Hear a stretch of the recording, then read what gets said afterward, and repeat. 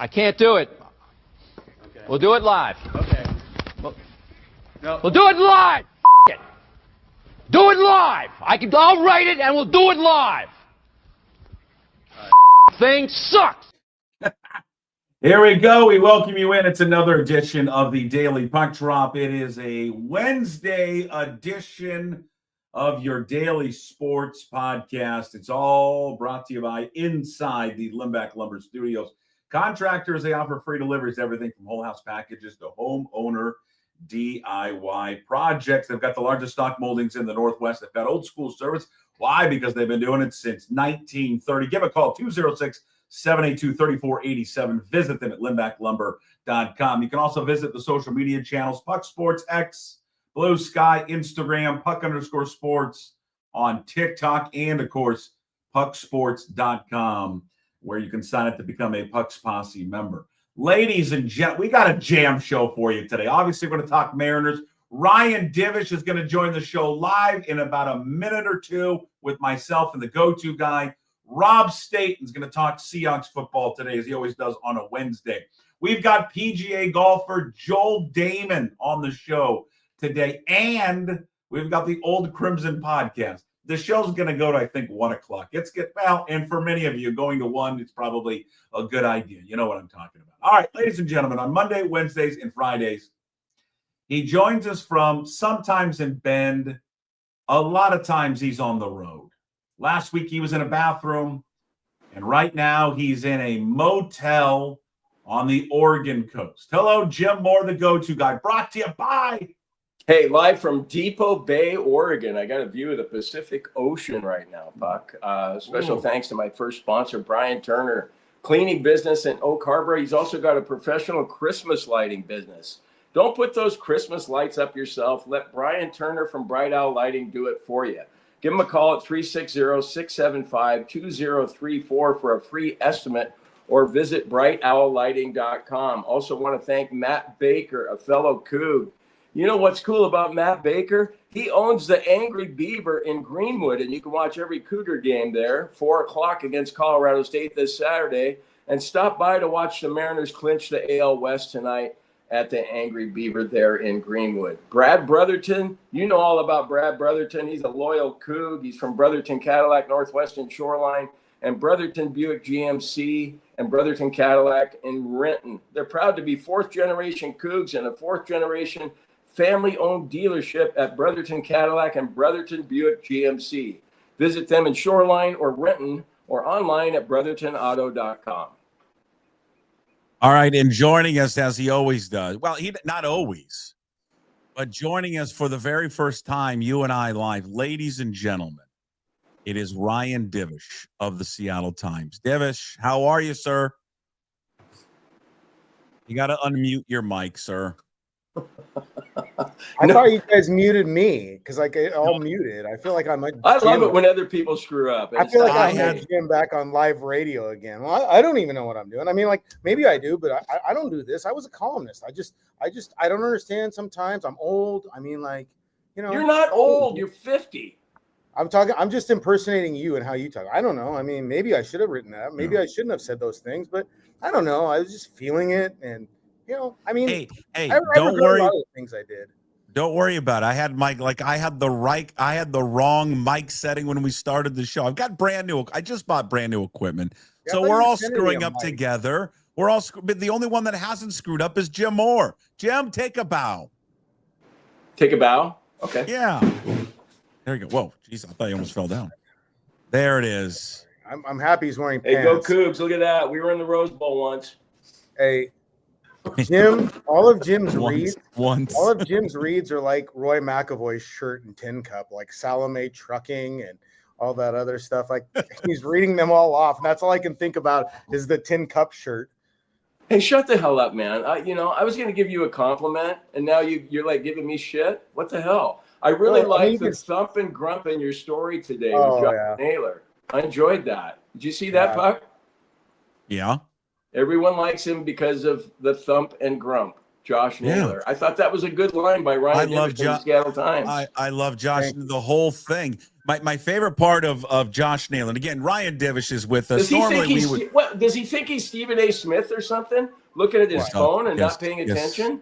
I guess I just won't get to the read that he's brought to you by. Are you done, or go ahead? You want to continue? Can I? I'm done. Yeah, you go ahead. Okay. You go ahead. You've never interrupted me one single time. Yeah. Go ahead. Well, Ryan, someone's the star of the show, and someone's not. So. Ryan Divish is brought to you by Chalet Bowl, Washington's oldest operating bowling alley. And Divish, I don't know if you know this, they are celebrating 84 years this week. 84 years. Chalet Bowl has been in business. They're located in Tacoma's historic Proctor District. Family owned and operated for over 40 years. Again, delivering top-notch customer service, 12-lane experience. Chalet Bowl, 84 years. It's been in the Frederick family since in the 80s, but 84 years overall. Continue with my favorite Josh Naylor moment last night, Jim.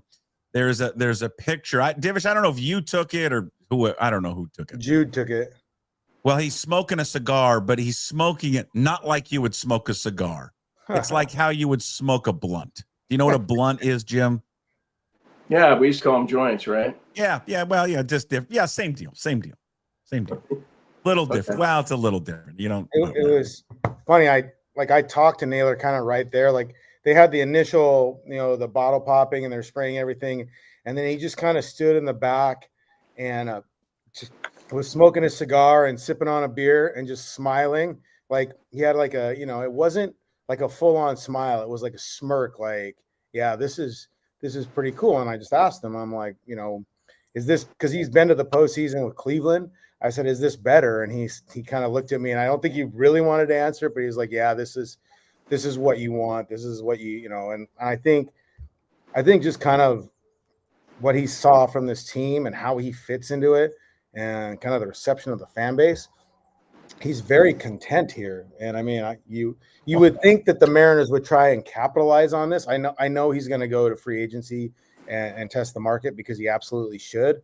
But I do think that if there is an advantage somewhere, I don't know about a hometown discount or anything like that, but if there is an advantage, like Josh Naylor has seen how good this team can be, most of the pieces are coming back, and I think he understands kind of how the fan base has embraced him as well. Where do you think we are with the contract with Naylor? Is it 5 years, $100 million, that neighborhood? I mean, I don't think so. I don't know that anybody's going to get 5 years, any first baseman. You look what happened with Christian Walker this year. I mean, 4 years, 4 years, 18 to 20 million, I guess would be logical. If you really want to secure it, if you don't want to, if you want to make the best offer, that's probably going to be the best offer. Maybe you have an option for a fifth year. What is he, 28?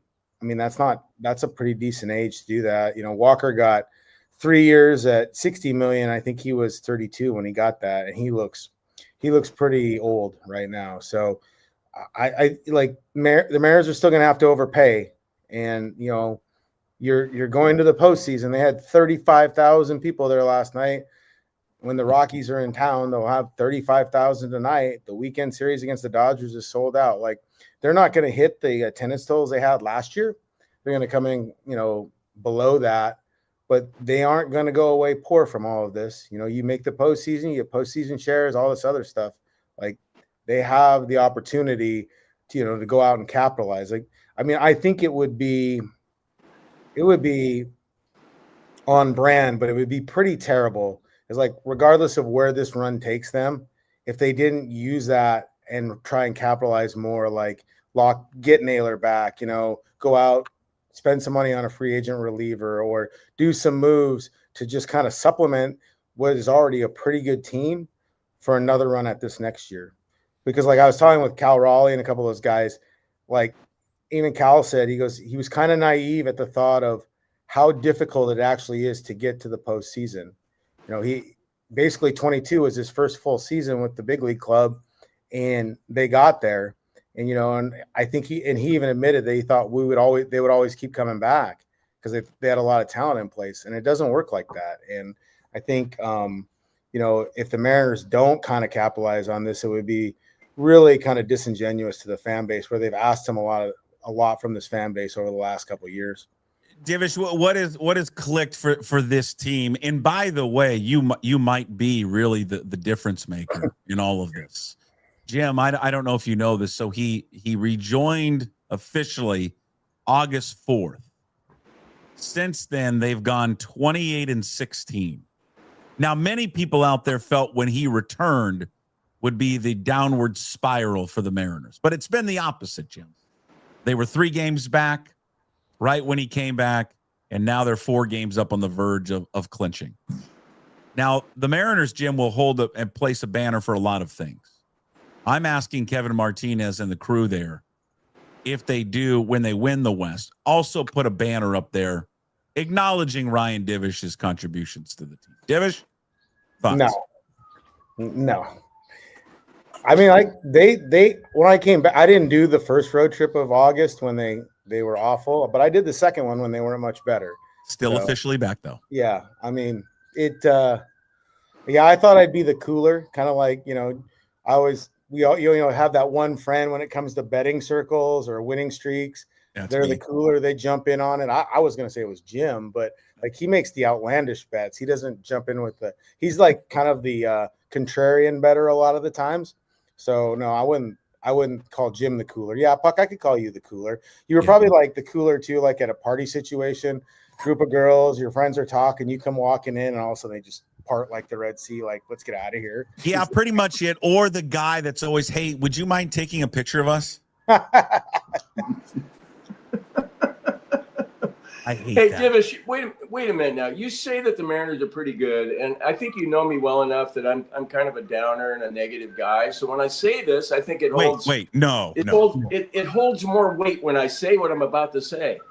The Mariners aren't pretty good; they're damn good. Okay, they're great, and even the guys in Vegas, DraftKings, Puck talks about FanGraphs, them having the best chance of winning the World Series. They're only like 4.5 to 1 to win the whole thing or win the whole fucking thing, like Cal said. And so, I mean, this team really, to me, when I look at them, they really don't have weaknesses like other teams do. No, I think we talked about this last week, but I think the American League in general, most of the teams have some flaws or some warts. We're seeing that a little bit play out in the last. Hard to believe there's a siren in Tacoma. No, I'm in Ording. Yeah, so. Or I didn't know if it was in Ording or where Jim is at on the coast. So we've determined what's going on in Ording. Is a live goat on the loose? What is happening in Ording, Washington? Maybe maybe one of the fruit stands is charging less than the other fruit stands, and so like all hell is breaking loose. Somebody's in a pumpkin field stealing some pumpkins right now. Oh God! You never know. It seems like it's going out towards Graham. So there's. Oh yeah, there's some issues in Graham. Yeah, there's some issues in Graham. Yeah. So or Buckley, Enumclaw, what the most read story ever in the history of the Seattle Times is about that man and the horse in Enumclaw. They'll never be topped ever. So, no, this is the most talented team I have ever covered, without a doubt. Especially the starting lineup, like the position players.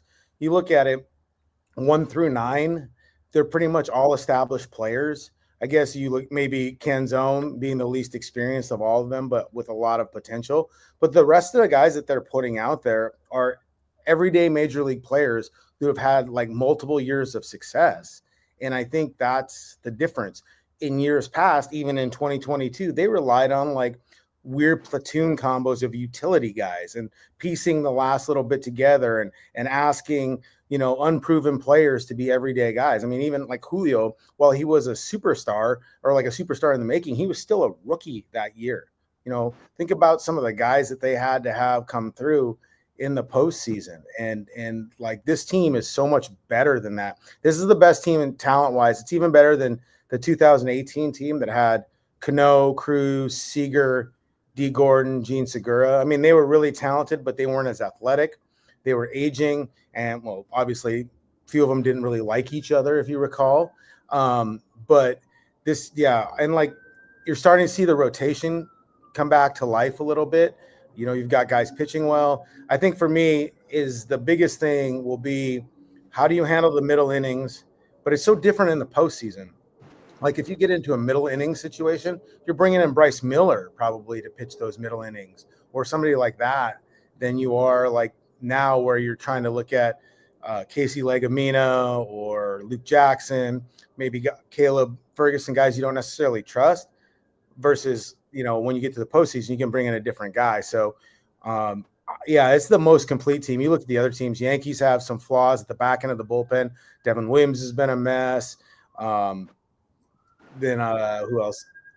Like the Tigers, obviously, and the Guardians, you don't really know how they're. I mean, the Guardians were just bunting one after the other against Skubal. It reminded me of you're in Little League and you're facing the 12-year-old pitcher that already is shaving and his nuts have dropped, and you can't hit. So everybody's up there just close as they can to the plate, screw around a bunt no matter what, because that's all you can do to even get a ball in play. It was our best offense, yes. Yeah, and then Boston. Like none of these teams are like you look at them and say they're outstanding. Toronto's pretty good, but Bo Bichette's out. They don't know if he's going to come back. Anthony Santander just came back after a 60-day IL stint, and then the back of their bullpen has always been an issue. And also their manager John Schneider, he always does crazy stuff in the postseason. So since I've covered the team, this is the most talented team, and they're in such a good position with where the American League is at to get to the first World Series in franchise history. I mean, you look at it, you look at the path, they're going to earn the second seed and have, home. They could even get to the first seed, which is crazy, but they're going to have long shot, but yes. But they're going to have, they're going to be able to play at home. And what's so weird is we're talking about home field advantage for these guys when before it was always, they can't hit here, but they're actually hitting here and they can pitch here. So it's a pretty good path to the World Series if they just kind of, play how they've been playing. What changed on the road for them? So they had the meeting. That didn't go well. They had, Cal and Wu and those guys kind of got they were pretty critical of the team. JP, guys that they were very open. Like, this is just not how we're supposed to be playing. And I think on that Saturday in Atlanta, the night before that Chris Sale had shoved on them and they'd looked bad. And that next day it was pretty down. And I don't know if I'm trying to figure it out who it was, if it was Cal or whatever, but they just came up with the line, fuck it, go play. Just don't look at anything else. Just fuck it, and so if you look now, they have shirts that say pho kit, with pho from the, the Vietnamese soup, PHO, and then kit, and then they have all the things, and it's got a Mariners logo. That Garver got the shirts to remind them that that's what their mantra has been, is fuck it. And so it's been, and you think about that day. So that Saturday against the Braves, they weren't playing that well, and all of a sudden Julio turned into Superman. He hit 2 bombs, made that ridiculous catch. And then they just went on a heater from there. Next day they score 18 runs, and they get back home, start winning, and kind of carried how they were playing and that mindset to Kansas City. And really, like when they were going in after going 2-1 in Kansas City, and probably should have went 3-0, but they're going into Houston, and I was texting with Adam Jude and some guys. I'm like, they're going to win the series. They'll win the series because they're just better than Houston in a lot of ways. And I thought but I didn't know that they would sweep it. But like after the first day and watching how they played, I thought they would sweep it. I mean, obviously it took Robles's ridiculous catch in the one game to save them. And if he doesn't make that catch, they probably lose that game because they're going to extra innings and their bullpen was pretty shot. But yeah, I really thought they were going to go at least 4-2 on that road trip, and they were better than that. It is just amazing, when you hear you talk about the team that you've been around and everything that you laid out. I'm just sitting there and I'm kind of laughing inside. Jim, I don't know if you're like this as well, but you go from watching a team your entire life that has disappointed you every single year, and then everything you said, you're right. I mean, you start looking at these other teams and you go, well, they stack up against all of them, and in fact, I mean, I think they're better than all of them. Now, they haven't proved it yet. Now, I think there may be a different team than the last time they have faced the Yankees and the Blue Jays, but both those teams have the the season series against them. So we'll see what happens in the postseason. But we've always wondered with these guys, how will they play in the postseason based with their pitching, because they're kind of built for it. But now, Jim, now they got an offense that surrounds them, and they're just playing with such confidence right now. And I think it starts, Jim. I think it starts with the guy we've been talking about. I mean, since they acquired him. I mean, this was the number one guy I wanted. This was, when all the talk about Suarez, I was just, give me Naylor. There's a lot to like. His gut hangs over his belt. He's not slow, but yet deceptively quick. He's much better defensively. Jim, I don't know about you. There's an attitude that Josh Naylor brings to this team that they a complete player in every way. And, he won me over one night. I usually don't watch the post game. Sometimes I do. And then one night I saw Naylor being interviewed. I think it was after, he stole yet another base. And the way he talked and then Ryan, you wrote a story too. I think you had a more in-depth interview with him. But the way he talked about studying the pitchers and, when he's in the dugout and just making sure, what he can do and how he can gain this little edge, that cerebral part of him. And I don't know if we've in Seattle ever had a fan favorite who's become a fan favorite that quickly. And Josh Naylor is right up there with whoever else you want to name. I mean, how long has the guy been here? 2 months, month and a half? And yet everybody loves him and everybody's on board with give him whatever you want. I talked to my 96-year-old mom last night. She's like, God, Jimmy, they got to keep Josh Naylor. I just love him. Everyone loves him. It doesn't matter how old you are, how big a Mariner fan you are. Everybody can see that they need to keep Josh Naylor. And the other thing, Puck, and you guys talking about the lineup, I saw Canzone's comments about you don't feel the pressure anymore to produce individually because you know that if you don't, someone else is going to pick you up. Like Suarez, when he went 0 for 27 or whatever, yeah, you're going, God, come on, Gino. But it didn't matter as much because you got a bunch of other guys picking up the slack. So, yeah, like I said earlier, I mean, I think this team would give the 2001 Mariners a run for their money. And they won 116 games. And I say that, and I know the Mariners are only going to win 90 or 91 or whatever, but they won 15 to 16. So I don't know if that other team did that. I know that they won 14 in a row at one point, but yeah, they certainly could be the best team ever in franchise history. Now that's a very legitimate debate, and we were having it last night. And we actually compared the 2001 Mariners to this year's Brewers, where they're so built for the regular season because they're so complete and they just kind of play and they don't make a lot of mistakes. But then you saw what happens when you get to the postseason and you don't have a guy that misses bats. Your pitchers don't miss bats. The 2001 team, their ace was Freddie, and then they had Seeley and Paul Abbott, who are good pitchers, but not lock down, shut you down, facing good hitters. They're going to give up contact. This group, if Woo's healthy, when Gilbert's right, when Kirby's right, even Castillo, they miss bats. They don't allow hard contact. And that's why I think, the 2001 team will always be amazing, but they were kind of flawed when they got to the postseason. This team, as it's constructed, is better suited for the postseason. So, in that regard, you could say, well, this team will actually be better than the 2001 team because they have a better chance in the postseason to have success based on how the talent assembled on the field. And the other thing is this team hits more home runs than the 2001 team does. You need to have a guy that's going to knock one out. I mean, and it's getting back to Naylor. I didn't have as much appreciation for Naylor as a player because you don't see it. You only see the highlights, But if you watch him daily and you watch how he does stuff, that's where the appreciation for him comes in. It isn't just about the home runs. It's how he works to get a home run or when he swings at the first pitch because he's looking for something. He has an idea because he studies it. It's funny, Josh and Puckett, I'm sure as a coach, and Jim, you coached your boys. Josh Naylor said it's as simple as this. I watch the game when I'm in the dugout. Yeah. I pay attention to what's going on in the game when I'm in the dugout.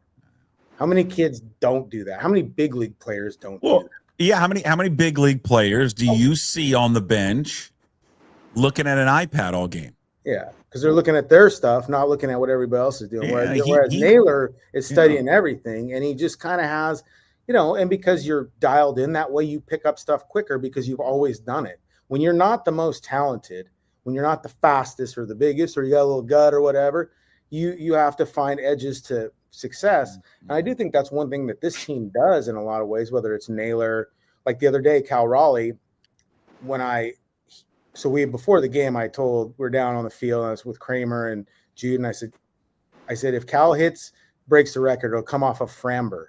And I said, because Framber's just dumb enough or stubborn enough to throw him a fastball and challenge him, because like Framber thinks he thinks it's like a manhood measuring contest. And so sure enough, Cal strikes out on a breaking ball the first time up, and the next time up it's 0-2, and Framber shakes off Diaz and throws a heater. And I asked Cal about it. I go, I can't believe he threw you a heater on 0-2. And Cal goes, well, when he shook off Diaz, I knew he was doing that, because Diaz doesn't go off the playbook, and the playbook is to spin to try and get me out. And so once he shook, I knew he was throwing heater, so I was going to be ready for it. And I mean, like, those are the little things you pay attention to, and that's how you win games. Hey, do you get a sense from talking to other writers that he's overtaken Judge now in the MVP race? Yeah, I don't know. I mean, maybe. I think the thing is like, everybody talks about the race and the bias, but like, you're talking only 30 guys get a vote on this, and they're all writers, and this is their daily job. So usually the BBWA writers or a beat writer has a more of appreciation for what a catcher does than maybe, somebody on WFAN who's screaming about it, or, whatever. Like, I think everybody talks about they're overlooking what Cal does. Are they, though? Are the writers really overlooking it? Are the people that have a say in the actual vote, or is it the outlying media or the fans, or, content creators on social media and stuff that are trying to stimulate the debate? When most of the writers, like, I have an MVP vote. I go down and, like, I have a list by WAR. I have a list of all the things I look at, and I start, trying to write out the 10 guys, and I change the order up and do that. I mean, I've done it several years now, like whether it's MVP or Cy Young, and a lot goes into it. And it isn't just like a cursory look, or, you don't just use batting average. I mean, like, come on, I think we, while we can screw up a lot of stuff, give the writers credit. Like, I think when you have an MVP vote and you're given that responsibility, you take a lot of time to consider all things. And the one thing is, the stat, it isn't best offensive player. It is not. If you look at the criteria for it, is the most value to the team. And it's not really specific to offense, defense, or whatever. It leaves a gray area there. So it's determined on what a voter believes brings value to the team. To me, like, Aaron Judge is going to DH in over 60 games this year. Cal is going to go up and down from a squat to a knee, probably you figure 100 times a game. He's going to catch 150 pitches a game. How many innings he's going to catch? Like, Judge doing that? Judge going to put up those kind of numbers if he's doing that kind of physical, draining himself physically every game. We've already seen him go on the IL once, and that was a fluke deal. But, like, look, Cal's going to play he's on pace to play in 158 games, and they're going to let him get every homer that they can. If they have to DH in the last couple of games, they want him to, and they should.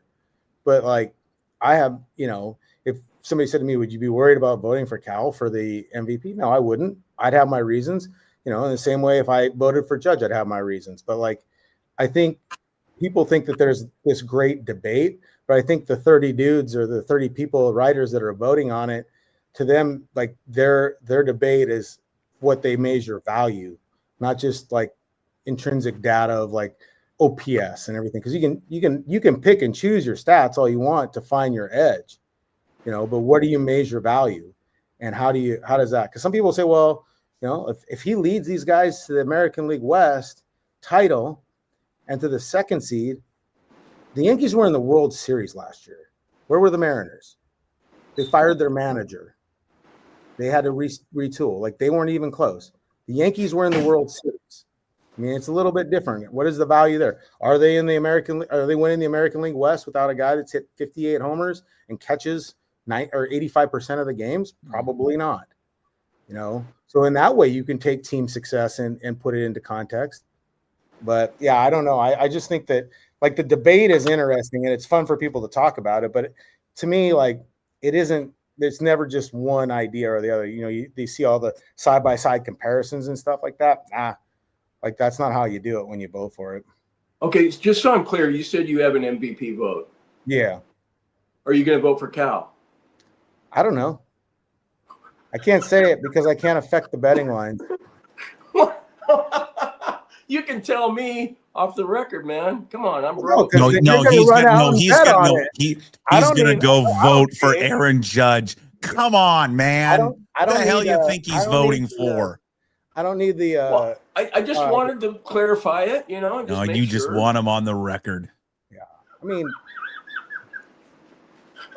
You can't even reveal your vote, right? They don't want you to. You can't reveal your vote until after it comes out. So I have one. Of doing this, Divish. I mean, he did this in the Joel Dahmen interview that's going to be coming out later today.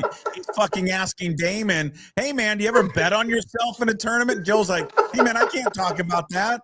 So don't worry about it. I'm retired. Nobody's going to fire me anymore. I can say whatever." Well, you never know. Someone can fire you. I mean, yeah, but if you fire him from this, you're doing him a favor. Yeah, that's right. So, hey, are we content creators? What are we? You are Stadler and Waldorf from the Muppet Show, sitting up top there. No, I don't know what you guys are, but you like. I don't think content creators. That doesn't sound good. No, just I don't know. That's all right. That doesn't really fit. Well, no, I've maintained this, Jim. I think we've talked about this before. I've maintained this. I don't think it's going to be as close as people realize. I think Cal's going to win this, and I'm not saying he's going to win it comfortably. I just think when the voting comes down, I think we're going to look at the breakdown and go, oh, not as close as I thought. That's kind of my gut on it. I mean, I don't know that there's, it's hard to say. It's again, because the parameters for voting for value are so kind of gray or nebulous or whatever you want to call it.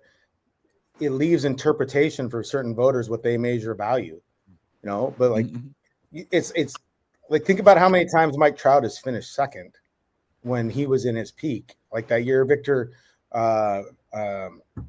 what's his name? Martinez, the guy in Detroit won the Triple Crown. Like then Trout didn't. Cabrera. Yeah, Miguel Cabrera. I was thinking of Victor Martinez, who's also on the team, but Miguel Cabrera won the Triple Crown. But he was basically a DH. Meanwhile, Trout was a Gold Glove center fielder that year and put up commensurate numbers, but he didn't. It was like the first Triple Crown in a lot of years, so people looked at that instead.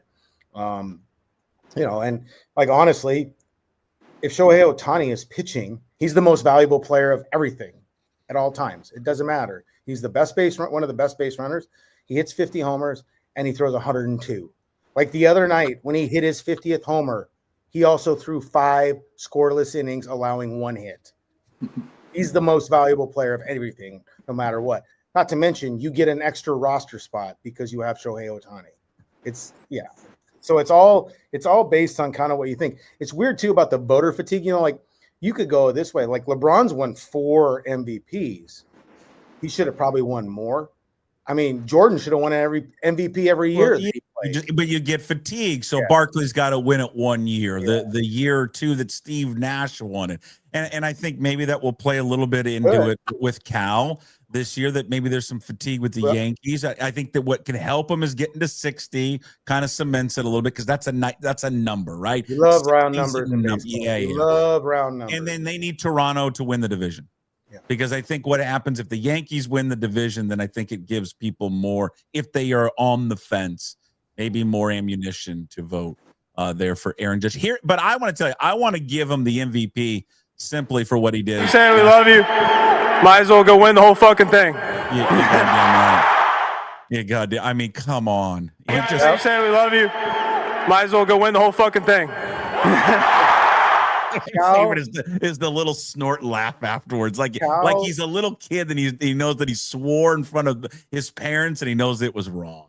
Yeah, like Cal is what I like about him is he's an old soul. So like when we were in Houston the other day, he had his iPad out. I go, what are you loading up to watch? Movies? He's like, I'm on Better Call Saul. He goes, I went and rewatched Breaking Bad for a second time. He was like, I got to watch Better Call Saul now. You got to watch it all. You know, I watched the movie and I'm like, and then, you know, when he grew the mustache and I go, dude, Cal, you look like you're straight out of Super Troopers. And he goes, Farva. And then he goes, leader of Cola, and just kept walking by. Like that he watched. I mean, because like there are dudes in there. You think Cole Young's watched Super Troopers? You know, Naylor, I'm sure, has watched Super Troopers. But you know, and then Cal, that's a major league reference. You think your son or my stepson would get the reference right away when it's a reference to Major League, like the Jake Taylor line? And like that's what I like about him. He is, you know, he's 28 going on 50.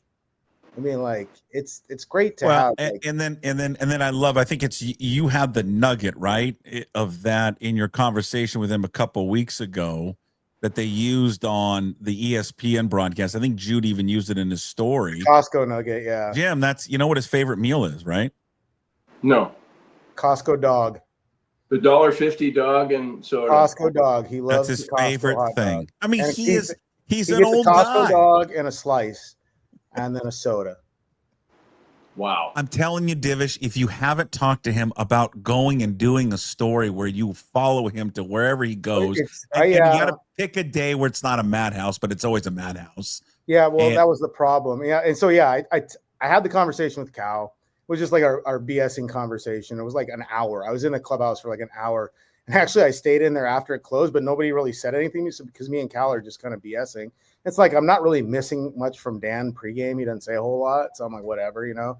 We battled. So, but Cal was telling me the story about just going to Woodinville, going to the Woodinville Costco with his girlfriend, and he pulled up and he backed in his truck, and there was a woman in an SUV because it's Woodinville Costco. They're all women in SUVs, and she turns and looks at him, and she just goes, ah, like, oh my God. And then so he takes a picture, and then he goes into Costco, and you know, I'm sure he was wearing a hat, but he's like, I got recognized right away. And then people were going crazy and yelling and like doing pictures and autographs. And he was like, at one point we just weren't going to get out of there. So we had to leave. He goes, I didn't even get my hot dog, man. You know, like you don't think that, like, if you're those two brothers that own Costco, you're not calling up because they're all friends with Stan. Like, hey buddy, like, let's get him out here. All the dogs he can eat, you know, because he was like, I said, you really go to Costco? He's, I love going to Costco because you never know what you're going to get. He goes, I love to get the peanut butter pretzel bites. And he goes, I get peanut butter pretzel bites and stuff. And he goes, but then, you know, you see some good deals there. So then like, they're good deals. So you got to get them, you know, he goes, you get your fruit there. You know how expensive fruit is? And I'm just like, he sounds like my uncle, you know, talking about this stuff. And so it's been pretty amazing. Like, and I think that's one thing is like he can't go a lot. He's going to learn that he can't go a lot of places. You know, he wins that MVP. He helps lead these guys to World Series or whatever it is. Like he's going to be so recognizable that like it's going to be a lot different for him. Who's his girlfriend? My mom was asking me that yesterday. She goes, Jim, I'm just curious about Cal's girlfriend. Who is she? I can't remember what her name is. I've met her, and that's really bad that I can't remember her name. She's tall. She's like 6 feet tall, I think. She was a former fast pitch player at like Southern Oregon or Western Oregon. So she's really cool. Like I make it after like dealing with the Julie Seeger drama with, you know, at times I make it a habit of not meeting too many of the players' wives or girlfriends too often. Okay. I like Julie Seeger, huh? Yeah, well, I you know, miss her. Not everybody loves the spunky little cheerleader that likes to take charge of everything. You mean like everyone's, you know, the team mom on the club baseball team? Yeah. I can't say anything because my girlfriend was the team mom on the club team. Hey, is this public news or not? But we all bet on whether you were going to propose by the time you got back. So did I haven't yet. So I'm working on it. I'm wondering if Reggie will allow me to have a wedding reception at the Chalet Bowl, you know, for part of it. I mean, sure, we can talk to him. No, I'm trying to get that taken care of here. Like, I don't know when I'm going to propose, but like, Jesus, I mean, this guy just don't be romantic anything. with it. I don't want. I'm not going to do a freaking. I'm not going to do a stadium one. You know. Yeah, please don't. Please, I mean, don't do it. Please don't do a a stadium proposal or wedding, there's a special place. There's a special barge for those. I promised my nieces and her kids that we would do a destination wedding on a beach. So we got to secure that and everything else. And, part of that is like when, once I do that, it's kind of like, okay, this whole idea of living half the year here, half the year there, being separated all the time, you have to make some adjustments to that too. So back to Havers where it is. Yeah. Maybe. Yeah. Damn right. She actually wants to try and live out here. I don't know if that's. Tell her no. Yeah. Not worth it. Haver's not going to change. Just like Pullman, it doesn't change. So if you look, I'm wearing the Haver Blue Ponies track. So I need some advice on this. My stepdaughter has a official recruiting visit at Montana State University this weekend. What do I do with this? Like, do I sabotage it? I was already going to go there and wear Grizz gear, but now I'm not invited to go to the. Well, they want you want to sabotage something where school is going to pay her. No, I'm not going to go to school there. How do I you feel don't have to pay any money. No, how do I feel like, Jim? If your sons would have got baseball schollies to UW, what would you have done? Would you have told? I would have driven them across the Montlake Bridge and happily dropped them off at the front door and said, wearing a Coug shirt. And I would have even said when the baseball team played, I would have been bow down to Washington and all that. I know I'm a dyed-in-the-wool Coug, but when it comes to the kids, if they got a baseball scholarship to play for Washington, I would have been a Husky fan for the baseball team. So I think you should let her go to Montana State. I think it's interesting that you're calling these kids, your stepkids and all that, like it's already a done deal. Are you sure she's going to say yes when you propose? That's a really good question. I mean, I think she realizes she can do better, but so she's going to settle. Sometimes people extend charity cases beyond just donating something. I wonder the people that are checking in right now. God, I can't wait to hear what Divish has to say about the Mariners. Why does Jim keep asking him about his marriage to his girlfriend? I know. I don't know. I mean, what is there to talk about with the Mariners? They're really good. Yeah. I don't. No, they are. Do you guys really have a preference on who they play? If they get the second seed, like who you want to play with? No, I don't really care. They'll be better than that team, whoever it is. The only thing that worries me a little bit about Cleveland, even though their offense can't do anything, the only thing is that they're just so left-handed. Yeah, they got so many lefties. That would be the only thing. You don't worry about like Detroit because you have to face like Skubal at least once. They've got some weird thing. I don't know. They got some weird thing where they're really good against those top end starters, but yeah, I don't think. But I guess it really doesn't matter. At the end of the day, they're better than both those teams. Jim. Yeah, well, it doesn't matter to me who they face. Normally, I'd be thinking, God, they got a puncher's chance going into this. Maybe they'll get hot at the right time, but I don't feel that way with this team this year. I think they can beat all comers, really. So Divish, when let's get an update on Wu. What's the latest with Brian Wu? I know Hollander talked yesterday. What do we got? He's not going to pitch on Thursday, which I didn't think was going to be the case. He's supposed to play catch today, I believe. And I think that will tell them. And supposedly any tightness in the pecs are the muscles in your chest, Buck. Okay. Like you get them from doing push-ups. I made fun of Jim for like an hour, so I got to get a shot at you. So there's no tightness there. And so, they're hopeful that, he throws tomorrow, plays catch a couple days, then builds up to probably a bullpen. I don't know that. I wondered if they would pitch him like 2 innings to get the game feel back, especially if the Dodgers series doesn't matter, because you're going to have a lot of time. If they clinch the 2 seed, they wouldn't play till Saturday, I think. So they have some time, but they can also run sim games and all that stuff to get their guys. Mm-hmm. That'll be the next debate if they win it. Is like, this is a bad thing. They need to keep playing, keep your rhythm like that. I think it's a zero debate. I mean, absolute zero. And I don't even understand the people that think that it's a bad thing that they sit around. A bad thing for Eduardo Bizzardo to maybe take a day off and Gabe Spire and allow Brian Wu to get healthy and allow your catcher that's been squatting his ass for the last 5 months to maybe rest for a little bit. It's a no-brainer.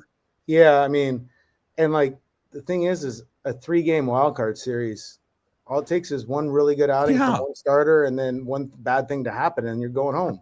I mean, look what happened to the Blue Jays when the Mariners played them.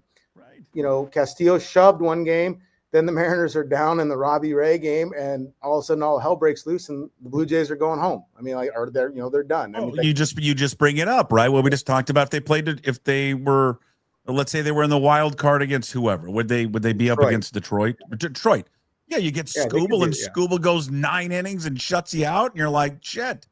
All of a sudden, you're down 1-0. Yeah, it's just no, and then you're expending all your guys. Then you're expending all your guys trying to win the second game to figure out how you can play the third, and then you're so gassed from that. And 2 days later, you got to start a division series. Right. I think you always want to look. You find a way to.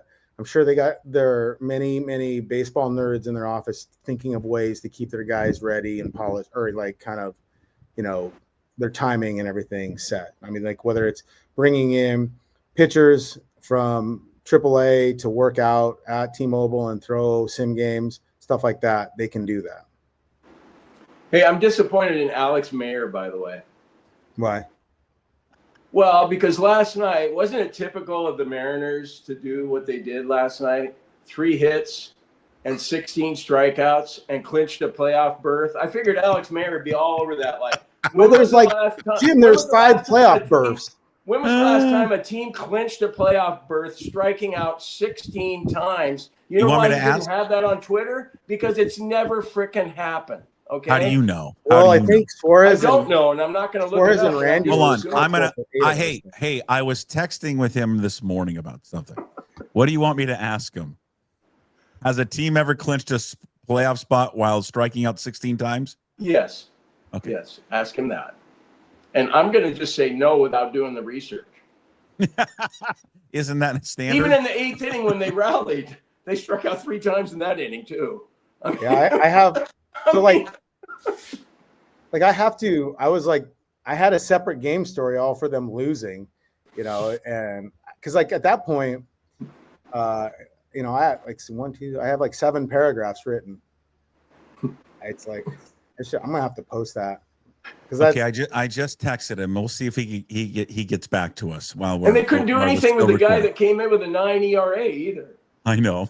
I think I jinxed it because I think I posted the ERAs of all the starters, and all of a sudden, like I'm midway through like Bauer Knights football practice. I look down. I'm like, Jesus. Yeah, what the hell's going on? Like Cal, I think apologized to the fans for having to watch the first 8 innings. Hey, so should we bet? Jim thinks we wait till tomorrow to bet on the Rockies. Yeah. But they looked like they were going at. They looked like they were going at it pretty hard, though, Jim, last night. No, but they want to clinch tonight. The AL West. But it's not, and it's not a day game tomorrow, or today. It's a night game. Shit, those guys can get IVs and stuff like that. Is it a day game Wednesday? No, it's a night game Thursday. tonight. Day game tomorrow. You want me to look up for you? No, it's all night games. It's all night games because they can't. Okay. They're at that. I mean, they're not going to have a day game with the Rockies. You weren't going to draw anybody regardless. And they have a limited. They can only have a certain amount of midweek day games. You're going to waste one on the Rockies. So it's a night game. All right. They were getting after it pretty hard last night. Yeah. Wait, you got to go, Jim, or these guys are young though. I'll show you where I am here. You got to remember, it's a lot easier to bounce back at 25, 26, 27. We've officially, Jim's lost interest in this because now he's getting up and he's walking out. And for some reason, we have to watch him go take somewhere and he's going to lose connection. We can't see it because you're frozen. Did he marry or did he open a beer? I mean, he is retired. I don't know what he's doing. He thinks he can go outside, which he cannot go outside. I'm just going to remove it because he thinks he can go outside with his connection and show. He, for some reason, wants to show you the entire Oregon coast like you've never seen the coast before. I've never been to the Oregon coast. Well, have you ever been to the coast? Yeah. Just in general? It looks like that. It's nothing just groundbreaking. But see, and I can see him in the green room. He still is just frozen. See? Look at him. Awesome. Yeah, that's good for him. You know what? He was getting bored with the conversation. All right, so real quick. Yeah. Before I let you go, and we've kept you really long, and I apologize. I should have told you we're going to keep you this long. I actually didn't think we were going to get this long with you. All right, give me the scenarios. Scenarios for clinching, and the magic number for tonight, and then the magic number for the second seed. So if they win or lose, or if they win or the Astros lose, they'll clinch the American League West tonight. And then on Thursday, it's like now they need 2 wins. They need a combination of 2 wins or a loss and a win from whoever is the Tigers or the Guardians. Which they cannot do tonight because they're playing each other, so it has to be settled tomorrow. Yeah, so I think that's how it works. They have the tiebreaker over both those teams, the Guardians and Tigers, so they can, it is a little quicker, but logically they could have everything locked up before Friday's series with the Dodgers. And it's going to be a real hard. Hey, Jim is back with us now. See, when you go outside with no internet, it doesn't work. God, it just sucks, man. Why not? Okay. I just move. I move like 5 feet. Well, the hope of even getting the number 1 seed. I mean, it's a long shot just because of where the Yankees are at right now. Yankees are just a game back of Toronto, but the Mariners don't have the tiebreaker. Toronto, as we mentioned before, and the Yankees both won the season series with the Mariners, so there would be a lot of room for the Mariners to make up, and too much. But listen, the second seed is right there for them, and they'll probably get that second seed. It's just going to be a hell of a run for a fan base that is endured just a lot of heartache for many years. And there was a point in the season where it didn't look like they were. And it wasn't even that long ago where they maybe were going to miss the playoffs. So it's amazing where they're at right now. The Astros game tonight against the A's. What is Hunter Brown against Luis Severino tonight? So they'll likely will have another celebration inside that clubhouse. Will they go champagne again? Do they do it all over again? I think they do. I think they do the 2 separate ones. So I just hope they don't do a third for clinching the second one, because I can't take that my Grizz poncho that I've had for a couple of years and my girlfriend got me for these same types of things. It didn't take too bad of a beating, but 3 nights in a row might be too much for it. Who was getting after it the most? Can you divulge that or not? No, it was hard to tell. Like, I don't even know how much they were drinking. It just seemed like they were dumping spraying it. Spraying it. Usually it's the youngins like Cole Young or somebody like that because this is cool, dude. We got to do this. But I don't know. I left. We were on deadline, and I had to write for I wasn't. My story was on the other editors, so I had to get it in a lot earlier than like if it was just sports section. So I had to update it, before that. So Jim, how do you feel about them? How much money have you put any money on them to win the whole thing? I just won a little bit on them winning the AL West. $10 to 120. I bet that a couple of weeks ago. They're down to like 5-1 though to win the World Series, and I think they're only like 3 or 4-1 to win the American League. So it's kind of like betting on Scotty Scheffler. You don't really get much return, but I can see why the odds are so low because they're so damn good. They really are the best team, and Ryan pointed out the American League not that great, and they're the best of the bunch. So I think it's going to end this year. I think the World Series finally is coming to Seattle. That'd be great. Are you betting on the Europe or U.S. for the Ryder Cup? I bet on Europe. To me, it looks like the better squad, but they're underdogs.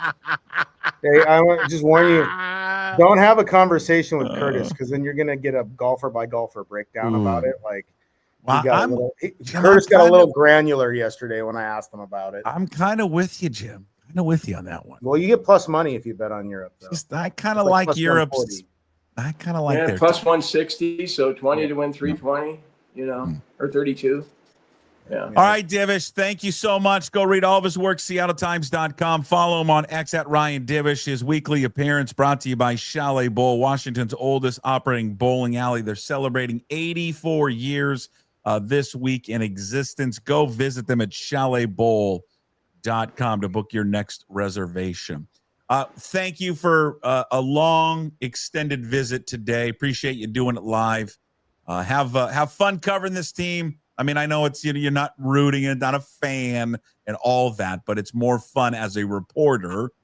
Everybody knows this, that when the team is doing well. So, well, it's better for it's better for us, like financially at the times we're getting a lot of reads and stuff. But like I have a lot of friends that are Mariners fans, and and friends that work in that organization. So you're happy for them, Yeah. Like I got, for like Chris DeWitt and Joe Van Vleck. I mean, like, hey man, they're getting playoff shares. That's big money for them. The farther they go, they make money and they work their asses off. So I want to see them, have, get rewarded for all the years of work and grinding it out and get a little playoff share. I bet DeWitt was shit-faced last night. Guaranteed. He's too nice. He's too controlled. I mean, he's not going to do that. All right. Thank you, Divish. Appreciate it. All right. See you guys. There he is. Ryan Divish of the Seattle Times, again, joins us every single week here on Puck Sports and the Daily Puck Drop. We went long with Divish, but we had to. You know what? It's going to be a long show today. Just because we had to spend a good chunk of that whole hour needed to be spent on what they accomplished. And they got one more goal. Well, they got two more goals in front of them. One is going to be the West. Hopefully they get it tonight, most likely. And then the next one, they'll set their eyes on the Detroit Tigers. How much money did you put on the Team Europe? Not much, $10 or $20. No, I mean, I understand why you wanted to devote that much time. It's kind of a big deal. It's only the 6th playoff appearance in franchise history, 49 years God. It's unbelievable when you think of that. I'm going to be there tonight. We got tickets last night, so I'm taking the family down there tonight just to watch it. Because in 2001, I wasn't here. I was working down in Portland. I was down there and just fresh out of college and never got to see any of those playoff games. I mean, in person, because of the 15,000 different jobs I was doing. One of the jobs, I was working at a small radio station in Longview, Washington, and I was essentially the board operator. Back then, when you had to play commercials, you had to play the local commercials for the local affiliate. So the local insurance and company. So I was the one in Longview playing the commercials, and then had to stick around and, for the whole game, the whole long, and I mean long, Vinny post-game show. New York Vinny, he loved the long post-game show. Come on. I tell you what, I don't think these guys are going to lose a game. These guys are unbelievable. I mean, this is unreal. He would just go on and on. I'd be like, hey, Vinny, wrap it up. Yeah. So it'd be really cool to be there in person. You right now, but go ahead and you take shots at other people.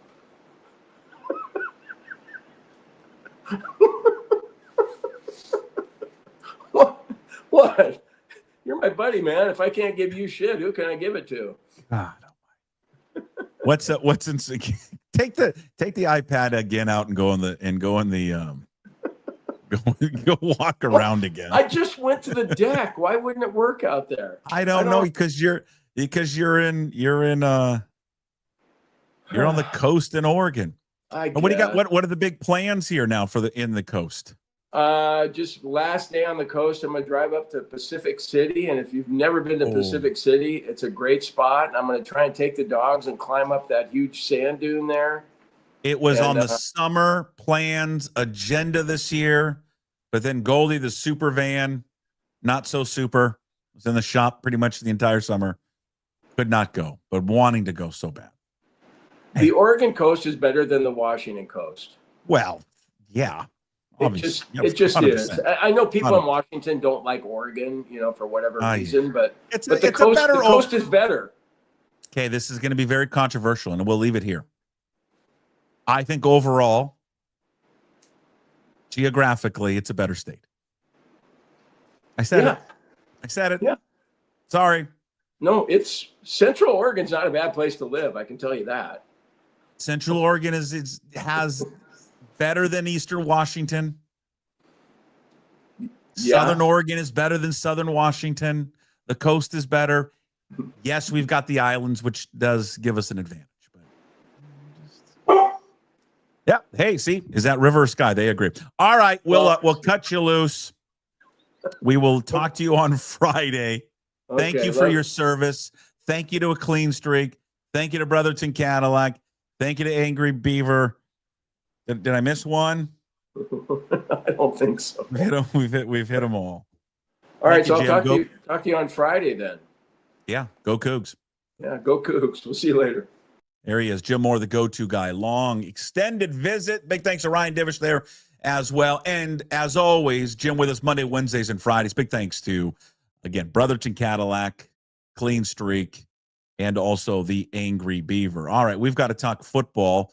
Seahawks coming off a huge victory over the New Orleans Saints. They're now getting ready to take on the Arizona Cardinals coming up tomorrow on Thursday Night Football. All of our NFL coverage brought to you by Georgetown Brewery. It includes our weekly visit with Rob Staton from SeahawksDraftBlog.com. Drink Georgetown Tavern Beer, your new locally brewed domestic-style lager. 4.2% alcohol. Cheap, good, local. All right, it's In the Bloody Trenches with Rob Staton, SeahawksDraftBlog.com. You can follow Rob on social media, Rob Staton. Check out his YouTube page, Rob Staton Football. His weekly appearance brought to you by Georgetown Brewery, makers of Manny's Pale Ale, Bodie's Offa, Rogers Pilsner, the Tavern Beer, Tasting Room and Beer Garden open 10 a.m. to 8 p.m.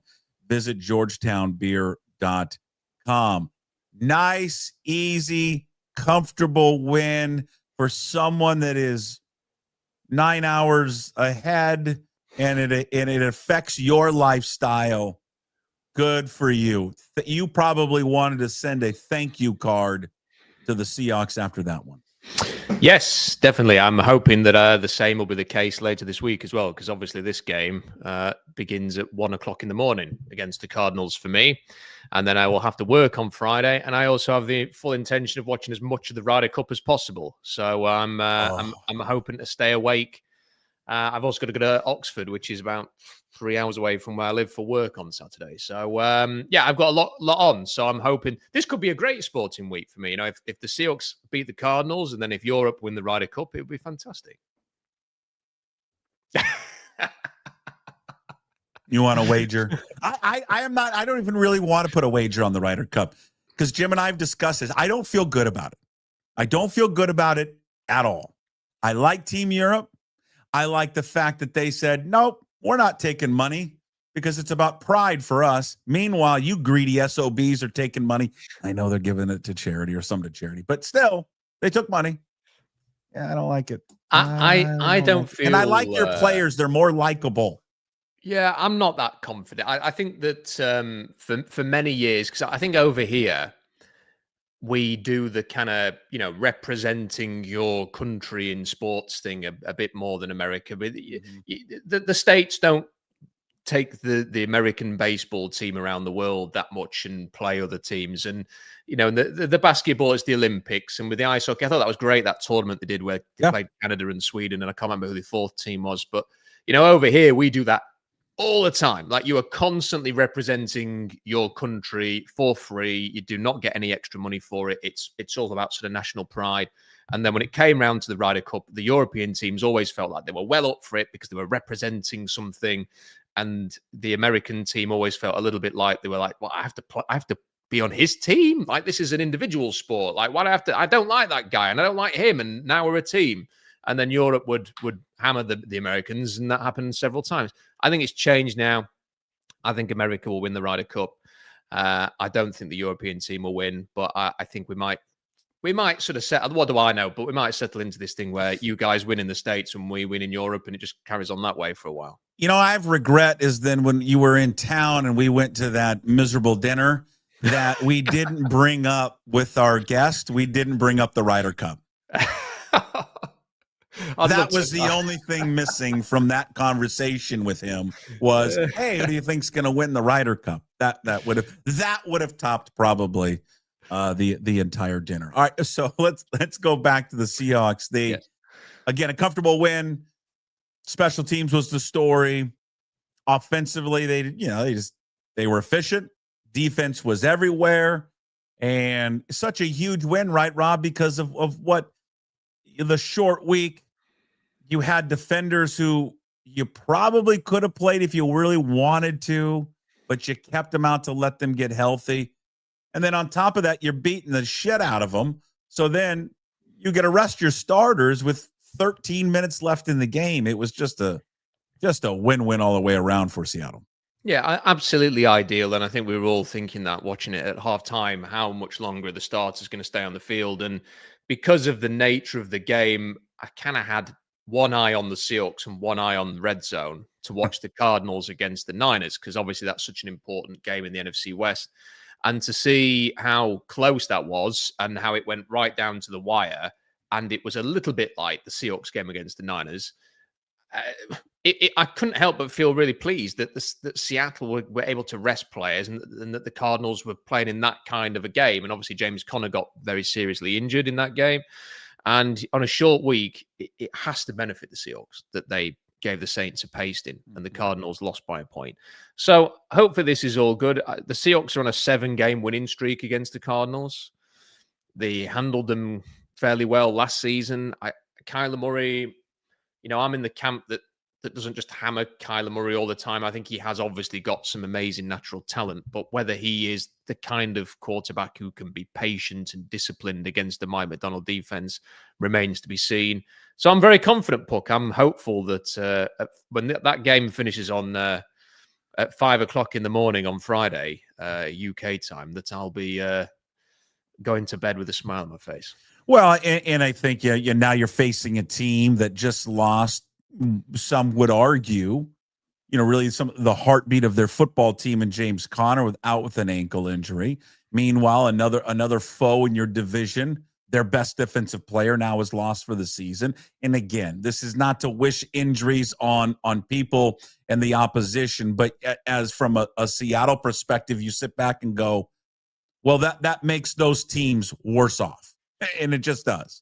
So it benefits the other teams in the division. And so I think you're catching Arizona at really just a perfect time. And to me, I never want to say, hey, this is a must-win game, because what are we talking about? It's the 4th game of the season. I'll just say this. This is you can't lose this game. With what they have sustained, with that loss to James Conner, to me, it really sets. They go down there tomorrow and kick a game against Arizona, which you can do. It's just the NFL. Weird things happen. Browns beat the Packers. But they'd take a step back, right? I think we all agree on that if they were to go down there and lose tomorrow. I think if you want to be taken seriously, you've got to win that game. If you just go and lose to the Cardinals and your 2 wins are against the Saints, who may have the number 1 overall pick next year, and the Steelers, who just look like they don't look very good. The Steelers don't look very good. If they're your 2 wins and your 2 losses are 2 division opponents, I think it's going to be quite hard for anybody to think, yep, do you know what? The Seahawks are right on the brink of a great run here, and this is going to be an amazing season. People are just going to go, this is more the same. This is another team that's going to be sort of around that 9-10 win mix, if they can avoid injuries, and that's fine. But we want them to be better than that. You want to sort of believe that this can be a season where they do make the playoffs, that they can get into the postseason and not just make up the numbers, maybe even give someone a game, whether that's in the wild card round or in the divisional round. I think expecting anything more than that's probably a little bit optimistic given the state of the team. But then the NFC seems quite open. And some of the great teams that you thought might be there, like the Packers, they lost to the Browns at the weekend. And you look at the way that the Eagles have struggled a bit so far in their first 3 games, even though they've won. You mentioned the Niners. The Niners are 3-0, but they've just lost their best player. The Rams look great for 3/4 of the Eagles game and then just pissed that game away at the end. So, with all that given, you do think there's an opening for a team to maybe get hot at the right time and get into the postseason, maybe a little bit like the Mariners, and get into the offseason there with some momentum. So the Seahawks, if they're going to be that team, I think you're right. They have to be able to go to Arizona and get the job done. It doesn't mean they have to blow the Cardinals out. It doesn't have to be a 20-point win or anything, but just make sure that you're on that plane back to Seattle with the win. Yeah, it doesn't matter. Right? If you win by 1, you win by 30. It all counts in the end. And you look at their division right now. You can scroll through. You could probably make an argument, for others. But I think top to bottom, they're playing one of the, if not the toughest division, certainly one of the toughest divisions right now. It appears early on in the season. We've discussed a lot about Sam Darnold in the offseason and not a Sam Darnold, Geno Smith thing, but just Sam Darnold, his own guy. I think, a lot of us didn't know what to expect, what we were going to get from Sam Darnold. That was the big offseason debate, right, Rob? It was, well, you're going to get the Sam Darnold that was the first 14, 15 games of the season? Are you going to get postseason Sam Darnold? You're going to get a hybrid of the two. I mean, so far so good, right? 3 games in, he's completing 70% of his passes. He's averaging 9 yards per attempt. He's had a couple hiccups in there, but so he has passed, I think, a lot of tests here early on for the Seahawks. I'm increasingly convinced that if you do not have Josh Allen or Lamar Jackson or Patrick Mahomes or Joe Burrow, that you've got to, if you're a franchise, all of the evidence is pointing to these reclamation projects that go to the wrong team.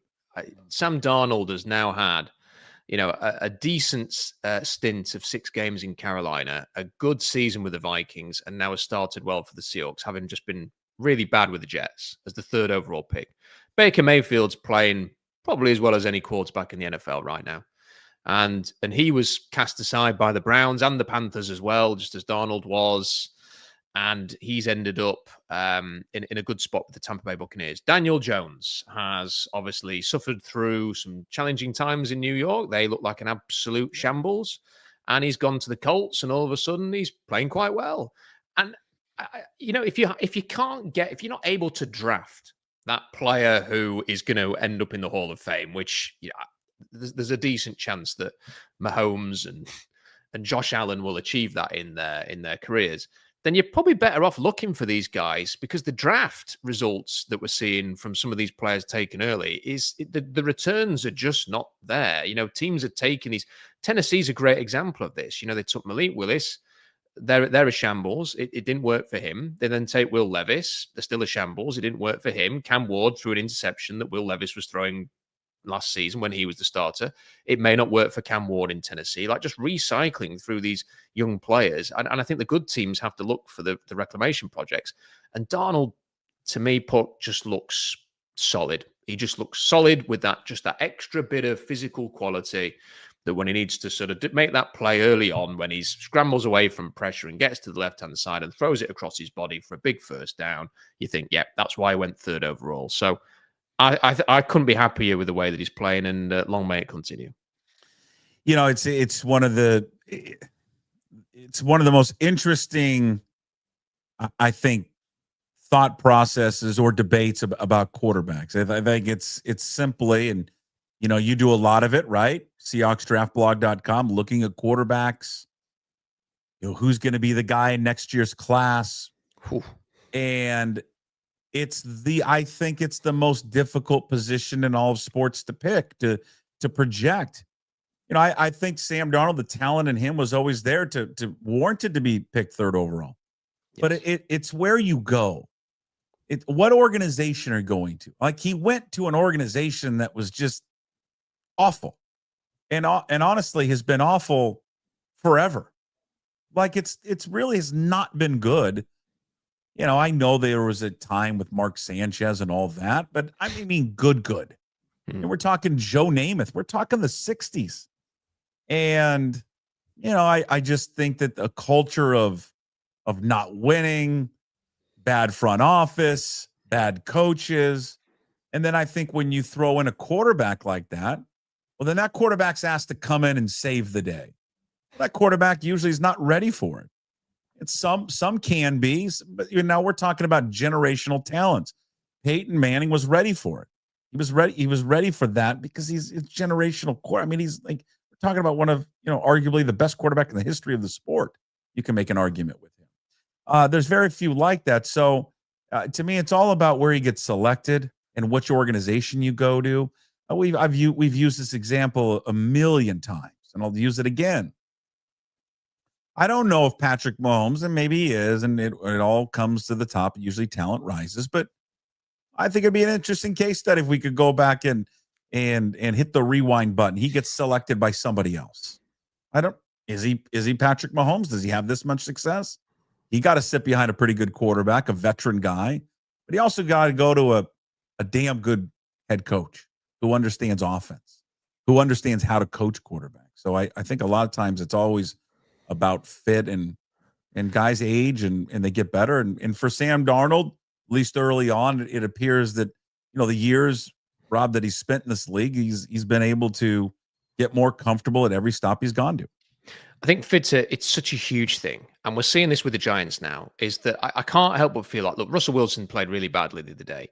I can't help but feel, though, there's a little bit of pressure, whether that's internally with the coach and the GM or whether that's from the ownership, that if you do not do something quick to make this exciting, you are going to get fired. So now Jackson Dart is, and then maybe Jackson Dart's ready. Maybe he's going to excel and he's going to be the next really interesting young quarterback. But now he's going to be thrust into this when all of the noise in the offseason was that they're not going to rush this guy. And it was the same with Michael Penix a year ago. Well, you signed Kirk Cousins to the big contract. You intend to let Penix sort of just learn the ropes, and in his good time, he will eventually take over. And what happens, halfway through the season, Kirk Cousins isn't getting it done. You feel a bit of pressure. Michael Penix ends up coming into the lineup. This is the problem, is that it's not even just that a team like the Jets is always a threat to draft somebody in the top 5 and then ruin their career before it's even begun. You could even make the same case from like Trevor Lawrence in Jacksonville and places like that, where it has not worked out for a player who was almost being rated as highly as Andrew Luck when he came out, and he just has never reached those heights.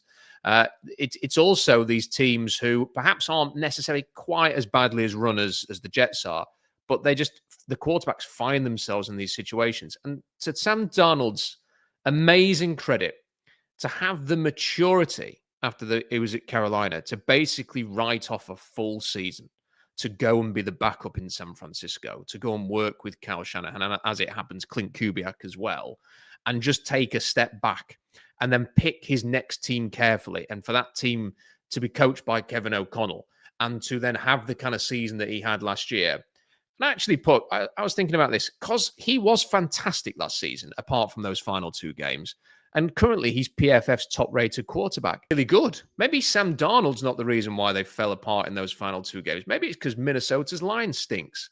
Maybe it's because they just, to me, seem like the kind of team that you'd always fancy a little bit to blow it in the playoffs, the Vikings. They seem like a good regular season team to me. Maybe he's really good. And maybe the Seahawks are going to be the beneficiaries of that because they've signed him to a team-friendly contract. And if he can get them to 11 wins, let's just say, let's be somewhat conservative, even though we had 14 last year, and they can win the NFC West and they can get to the playoffs and they can win a playoff game, they've played a blinder and they'll be set up because he's only 28 years old. Like, he's not 30 odd like Geno Smith was. He's 28. You've got a few years in this guy. Yeah. And I just think that if it doesn't work out, you just mentioned it before, again, the financial commitment is not there, and so you can easily walk away. But it's just a lot to like about him. He just seems a real natural leader, a guy that is very well liked. It appears in that locker room, comes across as someone who is not, the quarterback is the biggest position in the sport. But he doesn't carry himself that way. And he comes off very relatable, to his teammates. He was, and again, they're going to bring this up with Russell Wilson and all that. For Russell, it just never didn't feel like he had that same connection maybe with his teammates. And maybe it's unfair because I'm not inside there. I don't know what they were personally like. Maybe he did. But I always thought like Matt Hasselbeck, the way he would interact with Robbie Toback, those two guys are going back and forth. I can imagine you can probably see this, and Seahawks fans watching and listening could probably see Matt Hasselbeck after practice one Thursday, turning to Toback and Chris Gray and Walter Jones and Sean Locklear going, "Hey, let's you guys want to go down to the pub and grab some beers?" Mm-hmm. Oh, okay. I never could see that with Russell. Darnold, I can. Darnold, I could, he has this interaction last week. He's mic'd up talking to Gray Zabel. Just a little glimpse into his personality and how he carries himself. And I think on top of that, you saw some stuff last year, when after a big win in Minnesota, the reaction of the Vikings players inside there. I think when when your leader of your football team, most of that is the quarterback, is kind of just like you, one of the guys, and they've talked about that, I think that carries a lot of weight inside an NFL locker room. It definitely does. And I think, for me, one of the better examples of this might seem like a bit of a left field suggestion, but one of the best examples of a quarterback who was like that was Carson Palmer. It always felt a little bit like he could relate to everybody and he could be one of the guys that he was very driven. Obviously had an awful lot of talent there as well. And I always hated the fact that playing against him, he was such a tremendous, probably one of the more underrated players, and the injury situation and coming close but never quite getting over the line with the Cardinals and with the Bengals was probably an issue for him. But I definitely felt like he had a bit of that about him. And then you look at so many of these quarterbacks, Puck, and they just don't have that. Like, it's not just Russell who perhaps struggled to relate to the teams in Seattle. You know, Aaron Rodgers will be very much a mixed bag, I imagine, when it comes to sort of meshing with his teammates. And you look across, and I imagine Trevor Lawrence maybe have a bit of that. You know, I can't imagine that he's necessarily one of the guys all the time, but there are definitely players who, when they come into the league and they pull that off. I remember talking to a former GM in the NFL, and I asked him, what are you really looking for in a quarterback? Like, give me the sort of the top line on this. And he said, we need somebody who is going to walk into that huddle, third down, game of the season, and he's going to say, guys, I've got this. And everyone just kind of like respects him and looks up to him. And that was apparently the most important thing. You just sort of having that level of command and respect.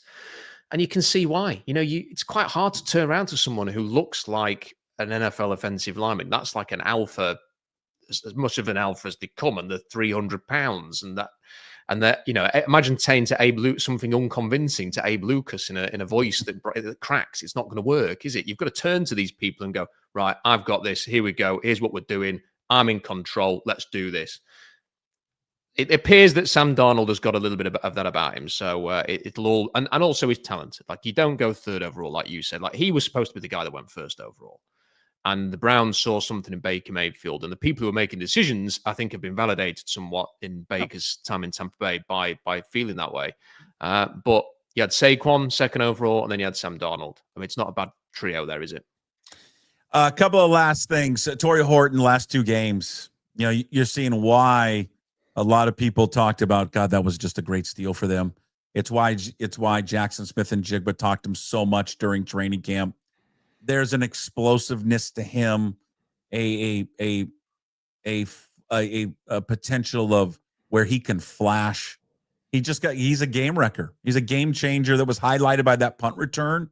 But we're starting to see him be incorporated more into that offense, and they need it because they need a guy on the outside like him.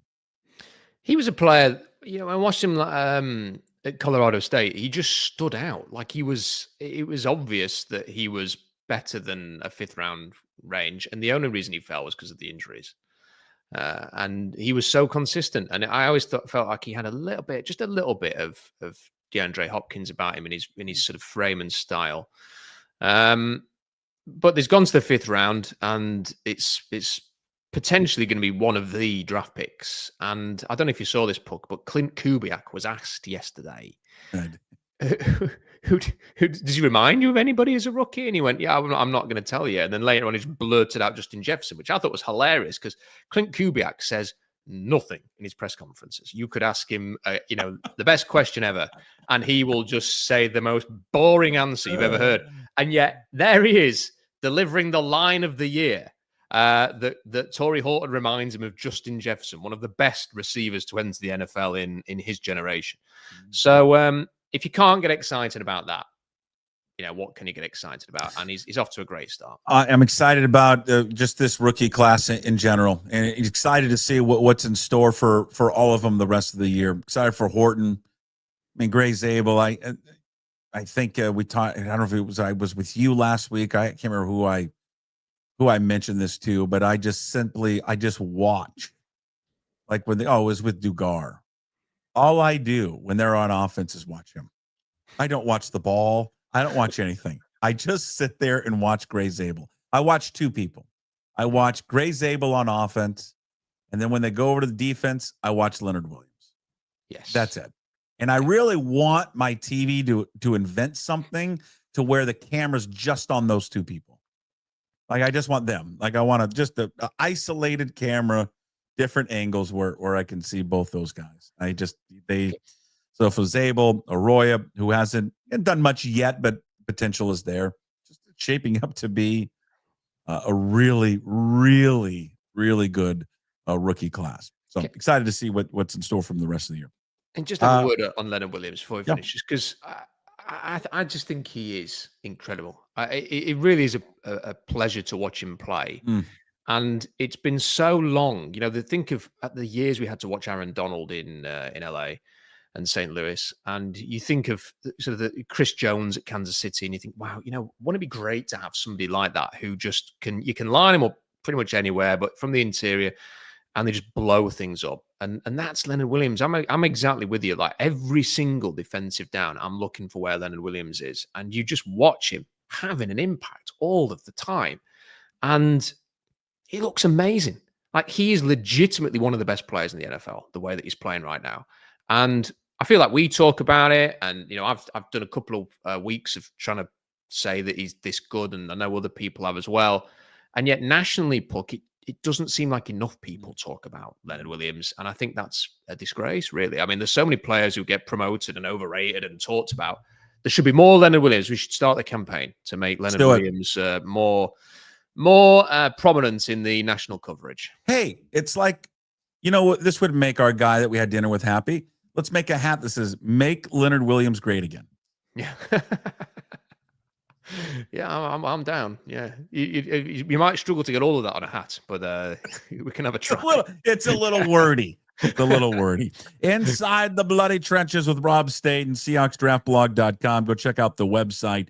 Also follow Rob on social media, Rob Staton. Check out his YouTube page as well. Put videos up there left and right.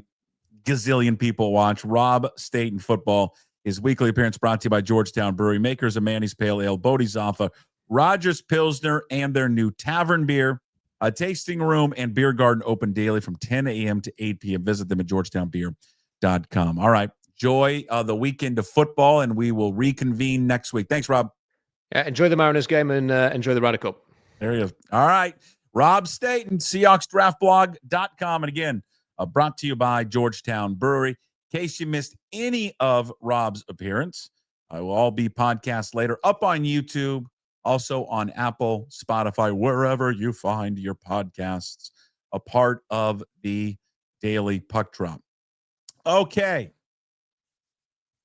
This is going to be a long show today. Normally, this is when we would wrap up, but we had so much stuff today because of what the Mariners did yesterday. I knew, and we went into it with Jim and Ryan saying, we're going to take up the first hour just talking baseball. It's going to kind of push everything because normally we'd only give you like 10 minutes of Divish, and then the rest you'd have to become a Pucks posse member to watch or listen to the whole thing. But he said, not on this day. We still have the Old Crimson podcast that we need to cover with myself, Paul Sorensen, and Jim Moore. Jim will be back, kind of back to the future a little bit, where we'll discuss post-Apple Cup, look ahead to Colorado State, comments by Jimmy Rogers. That's still to come. I mean, we're going to be on until like 12:30, 1 o'clock. Now, based on what else is on from this time period, it's a good thing, probably for all of you. But I'm not going to make this a habit. It's a lot of work for me. Okay? I like to be done. But before we get to the Old Crimson podcast, our weekly podcast talking all things Cougar football, Jim and I got a chance. We wanted to catch up with PGA golfer Joel Dahmen. Joel's just he's a great guy. He's a fan. He's a viewer. He's a listener, probably watching or listening now. He loves the Mariners. He told me Ryan Divish is his favorite segment. So he loves Divish. We wanted Joel on this week to talk. He was at the Apple Cup. He met Jim. So we've got Apple Cup to talk. We've got Mariners playoffs. We've got a little bit of Seahawks. He was at the Seahawks game against the Saints. Also the Ryder Cup. That was the start of the whole idea of having him on. It's like, let's get Joel on. He'd be fun to talk a little Ryder Cup. We spent some good time on the Ryder Cup. Not as much because we were we were just having fun talking about a bunch of different stuff. He's a great personality. He's one of a kind. We floated the idea of having Jim caddy for him. Not sure how open to that idea he was. But it's a fun conversation leading up to the Ryder Cup, which starts on Friday. PGA golfer, the pride of Clarkston, Washington, University of Washington. Ladies and gentlemen, the one and only Joel Dahmen here on Puck Sports and the Daily Puck Drop. We normally don't get superstars on this show, just you and me. Couple of hacks. But look who we've got with Joel Dahmen, professional golfer, friend to everyone. He's your best friend. He's the guy next door. One thing you and I never going to understand, the pride of Clarkston, Washington, and we let him get away. He's a Husky, not a Coug. We don't know how that happened. He was right up the street from us, Jim. I know. I don't understand it. I just have no idea why Joel chose to go 300 miles away when he could have just gone 30 miles up the road. But here he is. Look at that. Successful professional golfer. Yeah, it's worked out okay for me. The WSU is my second favorite school. I mean, I still love Pullman. It still, feels a little bit like home, being over there on that side of the state. So it's really fun to be back for the Apple Cup and enjoy that and see a lot of good friends, and some people I haven't seen in a while. So it felt like home, and thankfully the Huskies came out on top. Okay, you guys Jim, you ran into each other. Tell me how that worked out. It was great. We took a picture and everything, and I was, I think you're a star. And so I was kind of like, wow, I'm in the presence of a superstar. Yeah, that's me. Just a kid from Clarkston, Washington, who happens to hit a golf ball around it slightly better than other people. Well, slightly. Come on, man. And then look at you on Netflix with Full Swing. I mean, can you go anywhere without being noticed these days? It's not a ton. It's like, I would say I'm in like the 14th minute ish of the 15 minutes of fame, probably. So it's been a little less, but there's still, in airports or in golf cities, obviously you're going to get quite a bit, but I can cruise around Phoenix, Scottsdale and not have any issues. But, once a guy like Jim Moore says hi to you and takes a picture, then you got a lot more kids coming over and saying hi to you. And, but no, it was a good time. Okay. Who noticed who first? I saw Jim first, actually. I saw him come down the stairs, and I was like, that looks like Jim to me. And then I was like, that's interesting. So, yeah, he just kind of came around, and we kind of saw each other kind of at the same time. So we chatted for a few minutes and had a nice gentleman's handshake back agreement. And thankfully, we somehow scored 28 unanswered in the fourth to cover it, which was awesome. Okay, Joel, let me ask you something. Like you make hundreds of thousands, if not millions of dollars as a professional golfer, and I'm retired living on Social Security, and I basically made $100 bet with you, and then I, felt like, oh, what the hell, I'm going to go for 150, and then when I ran into you, I wanted to raise it another 50 to 200, and now as I sit here, I owe you $200 and I have to wait for I get paid on the fourth Wednesday of every month from Social Security. Okay. And so I'm waiting till Wednesday. So I'm hoping that you'll give me a couple days grace and I'll get that money to you. Certainly. Yeah. I think, I think there's a joke in there about maybe keeping a job or finding another job in retirement, but that's always difficult or seems to be difficult for you. So, I think instead of you paying me, I think it would be much better if you donated the money to the Dahmen Family Foundation. So I don't need your money, but the foundation does. And that would make me feel a little bit better about taking away from you. And you can consider it a write-off. Well, that's very sporting of you. I like that. I really like that idea. So I'll make sure that I donate to the Dahmen Family Foundation, $200. Yeah, you can go to joeldahmen.com and you can scroll down there and they have a lot of stuff. We're having our first event in December. It's going to be a great time. So yeah, we're really excited to get this ball rolling. Okay, cool. Joel, it doesn't change the fact though, Joel, he still has to wait until the end of the week to donate to the foundation. I won't charge him any interest. Okay. All right. Yeah, that was God, we were looking pretty, Jim. Getting 20 and a half, fourth quarter. Well, Joel was giving me 21 and a half. So I thought, geez, even if we lose by 21, I'm good. Yeah, it was, I was pretty impressed with the Cougars play, honestly. I thought that it was after whatever, 2 weeks ago against North Texas, the way you guys played against Idaho. Obviously we played, I think, UC Davis, who wasn't any good, but put up 70 on them. And so I thought it was going to be a complete massacre blowout, and turned out to be pretty competitive through most of 3 quarters. It was an entertaining game. I thought the fans were incredible. The atmosphere at the stadium was great. It was just a great time to be there. Yeah, well, and then you went to the Seahawks game the next day, and you saw another blowout with the team you wanted to win winning. Yeah, it was awesome. That was a big time weekend, and the Mariners sweeping the Astros. That would couldn't have been a bigger, better Seattle sports weekend. Pretty incredible. Okay, now Jim and I want to live through you. Are you jet setting? You flying out of Pullman back to Seattle? Do you have to slum it with like the rest of us and drive 5.5 hours back west?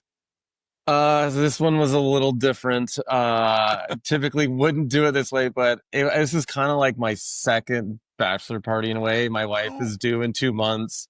So I convinced my cousin, who lives in Seattle, him and his wife to come over for the game, and Coach Rob Rochelle, my golf coach, came up with me. So 4 of us had a blast there, and I kind of convinced myself the only way I could get back to Seattle for the Seahawks game was flying with on a much smaller plane with just a few of us. So I pulled the trigger on that one, and I didn't regret it when I woke up Sunday morning. So that's good. Oh God, that's awesome, man! What a weekend! Yeah. It was incredible. It was awesome. Yeah, we flew into Lewiston on Friday afternoon, hopped out on a boat for the afternoon, ate some pizza, watched the Mariners, and then cruised up to Pullman all day. And then all of a sudden, I woke up, I was in Seattle, and spent all day there Sunday in Seattle, and got home late last night. Hey, congratulations, second child, right? Yeah, thank you. Yeah, we're super excited about it. I think I'm a little nervous about the sleep deprivation. Again, our oldest is Riggs is a little over 2.5, so he's doing great, and we're having a blast with him. So we're going to start all over again, but we're not the first people to have 2 kids, so I think we might survive it. Joel, did you encounter the dastardly duo that would be his twin boys? Oh, okay, yeah. Now, on a scale of 1 to 10 being overserved, where were both Mikey and Stevie Moore on that list? I'm going to say that it was probably 1:30, 2 o'clock when we met each other, and everyone was very well behaved early afternoon, just kind of figuring out the flow of the day. So everyone was still sharp, I would say, and on the way probably to having a great Saturday. That was a good answer, Joel. Jim, what would you give them at that moment? Probably Mikey was about 1 to 10 scale, around a 6, and Stevie might have been 5.5 on his way to an 8. Yeah, there wasn't enough alcohol for us, though. By the way that game went, to be able to get through that. Fair. So, but it was okay. It was fun running into you, man. It was really fun. Now, Joel, Jim had a big problem with the old Fisher, the old Fisher running up the score. It's a rivalry game. Like we lost last year. It was one of those things. The game was way too close. So I think just to pile on a few extra at the end there was just a nice. And maybe he knew that I had a bet as well with you, Jim. Maybe he was just trying to help me out and make sure that we covered. Hey, yeah. Well, he made sure of that. There was no doubt about it by the end of the game. No, it was honestly the better team won. Your quarterback and your running back and. I mean, your defense, do you think you have a shot against Ohio State? No, I don't think we're going to even. I think the line last I saw was 12. Is that right? 12-ish or something? There's no way we keep within 2 touchdowns. We're just too small up front. And our defense just has too many holes. It's going to be, I don't have a hope. I don't have a prayer. Kind of like you guys against us last week. I don't appreciate this. Yeah, that wasn't necessary. I mean, I didn't have a hope. I'll be honest, did not have a hope until I watched the first quarter. Then I felt, well, maybe there's a little glimmer of hope. We might actually have a shot in this thing. The Seahawks game. When's the last time you've been to a Hawks game in Seattle? You get there frequently? I try to go once a year. So my cousin has season tickets, and his little man at Lucas is 10 now. So we try to go. I try to get up to a few more. It's harder, obviously, with the fall schedule and a kid these days, but try to make sure I get up to at least one game a year. And this one obviously worked out well. And it was nice when we saw him playing the Saints and knew they've got to be one of the worst teams in the league this year. So it was nice to get off to a hot start and just enjoy a nice, warm, gorgeous, sunny afternoon in Seattle in September. So Ryder Cup week, do you hang out and watch it the way the rest of us do? Is that pretty much course of action? It's one of yeah, totally. I definitely watch it way more than the President's Cup. Right? I look forward to watching it more. I think it's the rivalry and the 2-year build up to it. I feel like it's kind of been nauseating the last 2 months. I mean, everything's Ryder Cup. Who's going to pick? Who's going to do what? But I'm excited to watch. It's 3 full days of golf, and obviously I know some of the guys on the team, so it'd be fun to watch for sure. Is that a goal? Do you dream one day of playing in that? I mean, that's kind of a pipe dream. I mean, I'm 38. I'm just trying to keep my job at this point rather than trying to be one of the top 12 Americans every 2 years. So, I mean, it's like JJ Spawn, though. I mean, a couple years ago, he's battling to make his card, and he has a breakout year where he almost wins the Players, ends up winning a U.S. Open, and all of a sudden you're on the team. So, I mean, yeah, I guess everyone can dream, certainly. If they ask me to be on the team, I can say no. But it's a long 2-year process to earn your spot on that team. Well, okay, if the Ryder Cup isn't your dream, what is? I'll probably play like 5 more years and retire. No, come on. You're supposed to say I want a green jacket. No, I'd like to play in the Masters. That'd be fine. I don't have I just try, like, at this point, I'm just trying to get better. And there's a lot of, loose ends, and you can always get better at golf. So I feel like my chipping's really improved the last month. I kind of figured out maybe a new technique that's going to work for me. And my putting stats have been trending this last year. Don't tell him your technique. No, I don't want his technique. I want to give him my technique. I know. I don't do it. No, I think Joel's going to like it. Okay, are you a good chipper, Jim? No, I'm not. I'm about to tell you what I've resorted to. I can't chip. I don't know what my problem is, but I either blade it, a liner through the green, or I chunk it, and I try and, move my chest through the ball and do everything like you guys do it. It looks like it's second nature to you.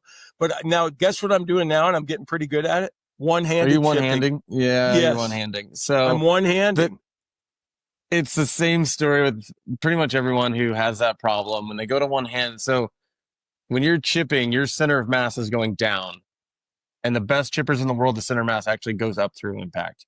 So if you're going down, you're going to, obviously you can blade it or chunk it, but that margin is very, very small as everything is going into the ground because there's not enough time in the chipping motion. So if you actually felt like you were standing up, some people call posting on your left leg, pivoting, whatever. And that's what one-handed makes you do, is you can't go down at the golf ball because obviously your clothes going to be too long. Where as soon as a one-handed thing is, you're going to stay taller and you're going to rotate a little bit more around your left hip or your off of your left knee, and then you're going to chip it a lot better. So you think it's a good idea? You think it's a good idea? I've seen there's been plenty of pretty good players that chip one-handed and they survive just fine. Hey, can you when you're on TV sometime, can you just try that? Luckily for me, I mean, I'm not the best chipper in the world, but I don't have the flinches out of me yet, or I don't have the yips with the chipper, so I can still hold it with 2 hands and look normal. Thankfully, yeah. That's where I think you guys are the most you guys are the most amazing around the greens. I mean, you get up and down like it's nothing. You get in a greenside bunker, and it's like you're upset if you're not within 5 feet on the shot.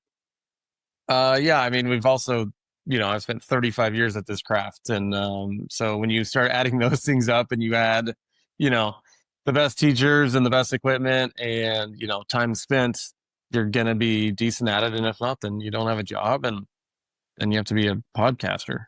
Hey, wait a minute. Son of Waiting for Social Security checks. Wait a minute. What? Yeah, because he's not paying me anything, Joel. I had to go out and get my own money. You're getting paid plenty. God, we're just got to bring in your own ads. We're catching strays over here, for God's sakes. Good Lord. What's the one shot that Joel Dahmen just does not like? Like when you've got to execute that or some scenario, you're like, oh, not this one. Any right to left shot, really. I'm a fader of the golf ball, so I don't draw it at all. If there's, especially with a longer club, if you have to work it right to left, whatever it is, the longer the club is, the harder it gets for me. So I would I just don't hit a draw. That's just I haven't hit a draw in 10 years. So if you ask me to do that, I'm probably in a bad spot, or it's going to end up in a bad spot. Yeah, Jim, what about for you?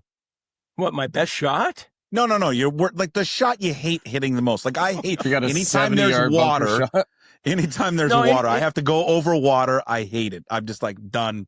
Yeah, just count me out. Forced cherries are tough over water for sure. No, anything that requires feel. I don't, isn't that the entire game? Like, no, but like when I can't take a full swing, when I have to take like, oh God, I got like 60 yards here. I got to, choke down on a sand wedge or whatever. Yeah. A quick tip for that on your short ones. If you stand closer to the ball and your feet more narrow, that is just a recipe to hit the ball softer. Because if you think about the wider your driver's stance, the bigger you are, the further away you are. That's your longest swing. But if you do the opposite of that, of stand more narrow, stand closer to the ball, it's going to come out softer for you without feeling like you're like throwing an off-speed pitch. Hey, Joel, if you were playing with someone just randomly and they were on the putting green, and let's say they're 20 feet away and they hit the ball, but they hit it 15 feet away, past it. Do you think that player should just continue to putt out even though he's not away, but he just wants to finish? Like he feels that as the golfer, he's allowed, once he starts his putting, he's allowed to finish no matter what. Correct. That is true. I do think if you're just out with your boys on an amateur weekend, playing for a few bucks, continuous putting is not a bad idea because then it speeds up the game. If you're bad enough to hit it that far by anyways, you might as well just keep slapping at it and getting it next hole eventually. Well, he's talking about me here, Joel, and he's exaggerating. Okay, so when I have a 20-footer, I'm not going 15 feet by. I might go 5 feet by. And then I always say, I'll finish, and I don't see what the problem with that is because I get sick of the guys that have like a 2-footer left and then they mark, and I'm like going, Jesus Christ, just knock the 2-footer in. What are you doing? I'm on your team on this one, I think, Jim. There you go. As long as you're not mashing in someone's line or, it's whatever. Yeah, but as respectable as you need to be. Okay, as long as we're on the... But that's what he does, though. Yeah, that's what he does. No, wait a minute. As long as we're on that subject, slow play. Okay. So when you get paired with somebody out there and you know that he's a slow player, how do you handle it? What's your best way of handling it? Because I know that you're a member down there at Mesa Country Club and you guys play... What? If you're in a twosome down there, you're playing in what, 2.5 hours, 18 holes, or 3 hours? I mean, we play sixsomes in 3.5. We just play fast at our place. Drive around, someone's hitting teeing off on the next hole and you're finishing out. But the tour is a lot different. It doesn't matter how fast or slow as a whole. It's just golf takes a long time and tour golf takes longer. So now we're in, 4.5, 5 hours, typically 5 hours on Thursday, Friday. So you just kind of learn there's nothing you can do about it. If a player's really slow, I just won't watch him anymore. I won't look. I won't, if he's taking that long. That's a lot of times where you just kind of find your own world and stare off in it or talk to your caddy or talk to your fellow playing competitor. Because a lot of times it gets very old and tiring for sure. What do you think? Oh, God, Jim, I hate to ask this. Is what if he does this? I can't remember if you do this on the putting green. Do you do the whole thing with your feet and then the aim pointing? Yeah, I am not an aim pointer. No. Okay. So everyone should hate those people. Oh God, I think they should be stoned. We honestly, it's just awful. Get them off the tour. I don't think they should be able to do it. Yeah, the Ryder Cup captain, he's one of those guys. Yeah, that's why he's not playing though. Wow. The aim pointing thing is tough. I think if done correctly. So there's guys that do it correctly, and it is pretty quick, and it's not a problem. There are other guys that are taking a long time doing it, or they aim point and then they also read it. It's not like one or the other. So if aim point is done correctly, you can do it in a timely manner where it's good enough. But does it look a little crazy that people are just walking around the whole yes, but there's not. You can't put a rule in golf to ban it, or there's nothing you can do about it, I guess. So when Patrick Cantlay is standing over his putt, do you ever think to yourself, Jesus Christ, putt the damn thing? Yeah, so it gets he probably gets a bad rap. Now he's not, there's times where he's very slow, certainly. There's people that are slower, but when you're on TV more often, you're going to see it more. But he does other things very quickly. Like he'll walk fast to his golf ball. His caddies are ready with numbers. So they're going through that process a lot faster. But him pulling the trigger over the ball seems like it's taking forever. But if you compare his process of like getting ready, getting the yards and walking and all that stuff, it's probably not going to be that much slower than the average guy out there. You know, they're always trying to get, golf has made this big change of getting more like, with like Live and all this stuff, Joel, where more fan engagement, right? To get a younger crowd. How about a tournament in this wraparound season that we're in right now? How about an event in which you can drink? There's cocktails with like a cart girl driving around and you're required to have a drink. I don't know, Jim, what do you think? Every 4 holes? Well, I remember playing one time. It was just, a bunch of buddies. And Joel, you probably, you do something like this around the Masters, I think, where every drink that you had on the course, you take one stroke off your score. I have done something similar to that. Yes. Okay. Yeah. There's an idea. That's a perfect. There'd be that. Now I'd be into that, watching a tournament this weekend or something, if it wasn't the Ryder Cup. Yeah, that's an interesting one. I know that the world rankings would change. That's for sure. If it was, there'd be a few guys out there that would be very good and maybe even better, and there'd be some guys who get worse rather quickly. So it's a fun idea if executed correctly, and I think Kisner might be the #1 player in the world if we go to that format. Joel, do you think you'd be better or worse? Man, as I've gotten older, I don't really drink and play golf anymore. I mean, I like to have a beer after the round, or I may have one on the back nine, but nothing like it used to be when I was young and fun. But like there's a line for everything, right? And it's like fun to go out with the guys and have a few beers. But my game, I feel like I've gotten good enough at the game of golf that the line is pretty quickly. I go to the other side of it rather quickly. Where some guys are play great at 6 or 8 or 10. Yeah. I get worse after 2 or 3 anymore. Did you? So I imagine Liv contacted all you guys. Were you contacted, and did you think about it? I think we were all contacted in like a very generic email, right? I don't know. It was just seemed like a spam thing. My manager had already done some dealings with them on the LPGA side, and he just didn't think it was a great idea overall. So we just wrote it off very quickly. It was never a real discussion. So I just kind of followed his lead on that, and I don't regret my decision of staying. But even if you want to, are tour players cool with those guys and understand what they did and don't have any problem with it? Yeah, I don't think. I mean, there's like player on player stuff, like at the majors when they came back, or you see them at some other outings. Like, there's no hard feelings at all, and you're never gonna blame anyone for taking a bunch of money, but. Yeah. I think the part was weird when they were trying to come back and they were like suing us. And the thing was like, well, you guys chose to leave. You guys chose to take the money. That's fine, but don't now come asking to come back and get your status back. So I think that's just where the line was a little blurry, and I don't think no one's crossing over anymore, so it doesn't really matter. Hey, I have a great idea for you. Now I know that you about a month or 2 months ago, you split with your good friend Gino, right? Your caddy. Mm-hmm. Have you picked a new caddy? Not yet. Okay. I have rotated through different guys. So Coach Rob Rochelle, he's actually a Husky. He grew up in Everett. Yeah. He's caddied for me multiple times. John Rehorn, who's from Skagit, is a head coach at Oregon State. He's caddied for me. I've had my high school golf coach, Brian Frazier from Clarkson. He caddied for me this summer. And so I'm going to have a few different guys going forward this fall and just kind of bounce around, and very non-committal to all of that. So it's part of me just taking more of my own ownership and my leadership and doing it myself. So I'm available. Jim Moore is not going to caddy for me. Come on, I'm available. Think about it. I got fired by a local golf course as a starter, but I'm a hell of a caddy. That's what I'm saying. I'm a hell of a caddy. Incident that you could have if you're paired up with Cantlay and he's playing slow, and you got this guy over there and he starts chirping at him. I think the liability of that on your bag is an interesting one. Now, I think we'd have a good time. Yes, would the band should be great, of course. Although they're long, that's 6 days of caddy, and if you make the cut Tuesday, Wednesday to Sunday, that's a big week. It's a lot of early mornings. So not everyone, he's 68 now. He's climbing the ladder there. It's not many 68s out there. You sound like you're talking about me and I'm not here. Oh, yeah. Sorry, Jim. He's in great shape. He walks every morning with his dog. I walked 5 miles this morning. I didn't have like 80 pounds on my back. That is a lot more than I walked today. That's for sure.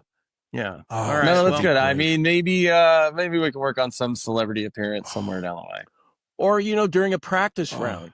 I need something to write about. The Substack thing. It's another possible, money generator. You can come to any event you want, and you can hang out in the practice round and write about it. Absolutely. Perfect. Okay. Perfect. I caddied for Charles Barkley one time. It was a fun day.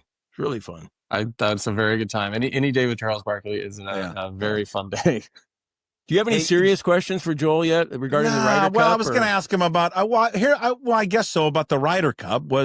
Sure. Why do they? Your Team Europe. Why does it mean more to them? Do you have any rhyme or reason to that? Why? Because it just appears every year they look like they're having more fun. That it's their friendship seems authentic. They don't seem to care about the money as much. Like it's just there's like more pride in it. But why is that, you think? Yeah, I don't know the answer is the true answer. I don't know. Do I agree with you on the perception of what that is like? Yes. It looks like they're having more fun. Like, and it looks like they're more of a brotherhood. The life on tour is pretty individual. You travel with your family, you're staying in houses with your family. Like when you're on the mini tours or, Corn Ferry Tour, you're staying with more of your buddies and that type of stuff. So no matter how close you are with another player out there, you just don't spend as much time, especially, as you get older and you have families like most of the guys on the Ryder Cup do. So I don't know I mean, they're all obviously rooting for each other and they're probably having a great time this week being all together. But for whatever reason, it just has not quite clicked. Because on paper, we're the better team every year. And we've won, 3 of the last 11 or something. So something's amiss and I don't know what it is. But I'm also the guy that think a lot of this is like so built up and it's like, all right, why don't you just stand in a room and be like, I'm going to play with this guy. I'm going to play with this guy and go roll the balls out and let them go play golf. Like if we're the better team, eventually we're going to beat them. Joel, do you feel the same way this year? Maybe I'm a little too simplistic. Do you feel the same way this year on paper? Because I'm looking at the two teams, and God, I follow this stuff and bet on it every single week. But I like the European team better than the American team this year, and they're underdogs. I mean, based off of like if we're looking at world rankings, like if you're looking at data golf, even the prior 6 months, like we have a by far superior team in no matter what rankings you're looking at. But it doesn't always translate, obviously, or it's not translating in the Ryder Cup for some reason. Jim, I'm kind of with you though, but I mean the rankings will say one thing, but like it comes down to like Tyrrell Hatton against Ben Griffin. I'm taking the little Mad Dog. Okay, just stuff like that. I mean, yeah, Tyrrell's been one of the best players in the world for the last 7 or 8 years, or whatever it's been. So can't argue. I mean, yeah, they're all like amazing players, right? Like, yeah, that's true. So it's not like the fall off is all of a sudden it's like, oh man, we got to bring in our 11th man. He's bad at golf. It's like, no, your 11th to 12th men are still really, really good. And then there's Tommy Fleetwood. And, Jim loves Tommy Fleetwood. You know why? Because he won him some money sometimes. No, well, he won me a lot of money. He loves him because he's married to a much older woman, and he finds that fascinating. No, the guy's 34 and his wife's 57. I do find that fascinating. Yeah, she was his original manager, and then you can't hide love. Can't deny it. So he is one of the all-time greats out there. Absolutely love him as a human being. He's very fun to be around. I don't know his life very well, but whatever works for them. Yeah. All right. That's a good answer. Scotty Scheffler, clearly the number one guy in the world. When you're in a tournament with him, I mean, do you just think everybody's playing for second place, or how does everybody feel about it? Yeah, I mean, pretty much. With the new schedule, the last 2 years at signature events, I haven't been able to play as much with them. But, when he played in Dallas this year and he shot 30 under par, something ridiculous. Colonial. Yeah, I mean, it just, especially when you see his name pop up on the board early and quickly, it's like it's inevitable. A bad week for him is 7th or 8th. That's at a major where if he's playing anywhere close to his best or decent, he's going to be around the top. So, there's guys that sure, if I have my best days and they don't have theirs, I can still compete. But if Scotty's in the field, I will gladly finish second to him that means he's winning the golf tournament, obviously. Well, what's he like as a person? He's a lot more fun than you would probably think. We in the PT room, our PTs are good buddies. So we're always, when we're at the same events, our tables are next to each other. So he's pretty witty, actually. He's pretty funny. Will not shy away from a good laugh. He's just always down to chat and talk and be just a very normal human being. And he's got a pretty infectious laugh. It's actually. Okay, I don't think this is the best hypothetical I've ever came up with, but I'm just going to give it a shot. You only can buy one sporting event ticket this year. It's either a World Series game involving the Mariners, Seahawks Super Bowl, or the Huskies are back in the national championship. Mariners World Series, we won a Super Bowl 12 years ago with Russell. Okay. Huskies have been in the playoffs twice in the last 6 years or whatever it's been. Mariners, what do we have? 4 division titles in 50 years. And we got, we haven't, it's like, this is just horrific. And being, my fandom started since I was in 95. I was at 95, refused to lose with Griffey, obviously that whole thing. And so since then it's mostly miserable. You win 116 games in 2001 and you lose to the White Sox or you lose to the Indians. Like, what are we doing here? So, wasted Felix Hernandez's entire career. Anything World Series, anything Mariners, I am willing to get my heart broke again. I took a few years off there where I didn't really care, but I don't think anyone cared about it. So, I'm back. I'm all in. Yeah, I'm with you on that, Joel. I mean, I just picture what it would be like going down 4th Avenue, that parade, how much fun that would be. I think it would be much bigger than the Seahawks winning the Super Bowl. I think the town has waited for far too long, and the city and the entire Northwest is all in. Who would be in the first car? Would it be Randy? Would it be Julio? Or I guess maybe you'd have to have Cal out there, right? Cal would probably be, but I think Julio is still almost the face of the team. Obviously Cal for sure, but I think you're going to throw Woo in there as well. I'd be like a Woo, Cal, Julio up front leading the charge, but I also think you would see a lot of old Mariners come back. I would think you would see Griffey and Edgar in each row, and they would be in one of the lead cards as well because they've, I would say they paved the way for any of this, but they never won here, and they did, and they finally get to experience in some way. Who's the Marchand with the Hennessy rolling around on La Duck? Who is that for the Mariners? I feel like Gino, maybe. He seems like he might not be afraid to let go a little bit. It's got to be. Oh yeah, but what about Naylor? I got a feeling that Naylor just lets it loose, shirts off, guts hanging out, and just going nuts. He does. He can. Yeah. He's very excitable. That's for sure. Every now, he's calm, cool, collected, doing his job, and then every now and then you get a bat flipped or you get something crazy going, which is always entertaining for sure. We have to re-sign him, right? We have to pick up Naylor for long term. I think we can let Gino walk and bring up Ben Williamson next year. It'll be fine, but we got to keep Naylor first base. Oh yeah. Everything he does, he's as complete a player as he could possibly be. I mean, the he's so much better than I thought he was going to be when he came. Yeah, it's amazing. I'm impressed, and I think everyone likes him in the locker room too.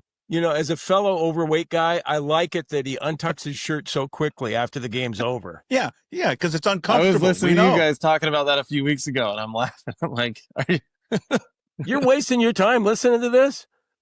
Oh, yeah. Big fans of you guys. We're popular, Jim. You don't understand the power that we have. Husky Nation, they love me. They just absolutely, they can't get enough of me. It's like, hey, you old fossil, get the hell out of here. God, I thought you died. Yeah. I get a lot of that. All right, so maybe I mostly listen for Jason, but Jim, it's nice to have you around a few days a week too. Yeah, it's good. Okay. That's what can they do it though? Why do I feel they're going to let me down? Are they going to let us? Because they've let everyone down for 40 some years or whatever it's been. Because it's just who the Mariners are. But I think the Mariners are different this year. I said it. Even when we couldn't win an away game. We lost 2 series. It was gross. I'm like, no, this is the time that Seahawks are going to be fine. The pieces are there, and something's just a little different. Well, you know what that difference is? Is that they're fucking good. They're really good. Well, I mean, these guys are so good. They can't screw it up this year. They are that good. Joel, what's their weakness right now? What would you say is their weakness? I feel like our middle relief has been kind of an issue. I don't know. I hate to who's bash got on good middle anyone, relievers? If a middle reliever's good, he's either a late reliever or a starter. So I mean, it's probably valid. I guess I just get a little nervous when Kirby or Wu comes out of the game, and then who are we going to? We're going to Ferguson. Maybe Ferguson's scary for me. I love you, Fergie. I hope you do great. But it's just been a little roller coaster. But yeah, I mean, certainly our lineup is top to bottom is, top 3 or 4 in the league, and our staff when we're throwing at Castillo maybe needs to obviously turn around here in the playoffs, but for the most part, yeah, we just don't have any real holes, which you're correct on, Jay. Have you met any of those guys? Like when they come down for spring training, able to go over there and meet them? Yeah, so spring training's been tough the last few years. I've been gone like the entire month, but I actually was fortunate enough to be when they played here in Arizona in June. Got to go down and meet the guys pregame. So talked with Cal quite a bit. Wu came over, was great. Yeah, it was really enjoyable. So they're actually 3 or 4 of those guys have places down here. I know Kirby, Wu, they're all big golfers. And so we talked about, playing some golf this winter and getting together. And so hopefully we can all make that happen. That was really fun. It kind of tied everything together for me and made me, really enjoy it that much more. Cool. Well, we appreciate the time. It was a blast catching up with you. You're a huge sports fan. It's great that you were over to the Apple Cup, enjoying your time over there. Made it the Seahawks game. Go M's. 6 games as we record, the 6 games left in the season. They'll win their first. They're going to win their first division crown in 24 years, which is just ridiculous. It's mind-boggling, is what it is. But it's happening. This is a year. But I love you guys. I appreciate you guys keeping up Seattle sports for me. I listen to a lot of the plane rides and long car rides. So you guys are great. Thanks, Joel. I really appreciate that. Thank you, man. And I'm going to get that donation to Dahmen Family Foundation later this week. And in return, I want to ask you one more favor. We talked about it a little bit briefly at Valhalla. When you're 300 to 1 and you feel like you're ready to win the tournament, can you please let me know? Because I bet like $5 on you every week. You're either 200 to 1, 300 to 1, or 500 to 1. I want to see you come home. I want to see you. I love that. I would maybe just attempt like more of like a top 10 or top 20 pick. I'm trending in the right direction. I do like the next 2 golf courses we're playing at in Jackson, in Japan. Also, Utah is a good course for me. Cabo, I think I finished 12th or 13th that last year. So I think I have a big 4 weeks coming up. I'm hoping to play great in them and then enjoy my family and my new one coming after that. So maybe just sprinkle here and there, Do you ever bet on yourself, or is that against the rules? Certainly illegal, and probably what I just did with you. And giving any sort of advice or tips or anything about myself is also against our player program. He's going to get a phone call, and this retirement he's talking about in 5 years is going to be now because he's off the tour and he's going to go to live. Stop, Jesus. Get him in trouble. This is... You put me in a tough spot there, Jim. Way to go. Sorry, Joel. Wink, I love you. Wink if you have, and he's winking. Yes, right. Yes. Joel, thank you, man. Thanks. Great catching up with you. Guys. Cheers. Thanks, you guys Joel. take care. If it's fun you desire, it's fun you're going to get at Flat Stick Pub. It doesn't matter what the occasion is, whether it's date night, guys night, ladies night, or large group event, Flat Stick Pub's got you covered. They have 6 great locations across the Pacific Northwest, from Pioneer Square to Kirkland, South Lake Union, Spokane, Bellingham, and Redmond. All locations offer the best pub experience in Washington. 2 rules at Flat Stick Pub: drink local and have fun. Pretty simple. So if you like to have fun, love local beer, and great tasting food, make Flat Stick Pub your next spot. Visit them at flatstickpub.com. Whether you like it or not, we're doing another edition of the Old Crimson podcast, brought to you by Flat Stick Pub, which is Cougar-owned and operated. 6 great locations across the state of Washington: Kirkland, Pioneer Square, South Lake Union, Spokane, Bellingham, and Redmond. They've got you covered for date night. I said it right this time. Guys' night, ladies' night, large group events. Great for kids, and, of course, a great place to watch. And at one point, we will celebrate the Cougs. Visit flatstickpub.com. Joining me every week, Paul Sorensen. You can follow him on X at Paul Sorensen28, All-American Safety at Washington State, and Jim Moore, the go-to guy. You can follow him at Cougs Go. Well, let's get an opening statement from both of you. Paul, we'll go with you first. Opening thoughts on the Apple Cup. I was proud of the Cougs. I thought they played a hell of a game for 3 quarters, and then kind of reality set in, and I tip of the hat to Washington. They are an impressive football team. They have, they're big up front. They just, they dominated in the trenches. Zebby was running for his life, and there's just a difference of having Zebby Eckhouse at quarterback. He was able to kind of run around, make plays, threw the ball. He cut through a couple of picks, had a fumble, great strip sack, fumble by UW. The interception return was a big deal. I know everybody made a big deal out of the onside kick. They had practiced it all week. 2 things happened on that kick, just FYI. 1, the guy that was supposed to be there didn't go and finish the play and blow up the dude that actually returned the ball. And 2, the dumbass kicker didn't kick the ball 10 yards like he was supposed to, that he did all week when they practiced. And that's, an execution thing. So you can blame the coach. You can do all the things that you want on the timing thing. Execution is the key. If they executed, if they had a chance, everybody would have said, what a great call. And that's what happened. So I just thought it was a great game up until it got away from Washington State. Tip of the hat to the Huskies. They pulled away and rubbed Washington State's nose in it and left Martin Stadium with the Apple Cup. And we'll just see what happens moving forward. Jim Moore, opening thoughts. Oh, okay, Paul, did you call our kicker a dumbass?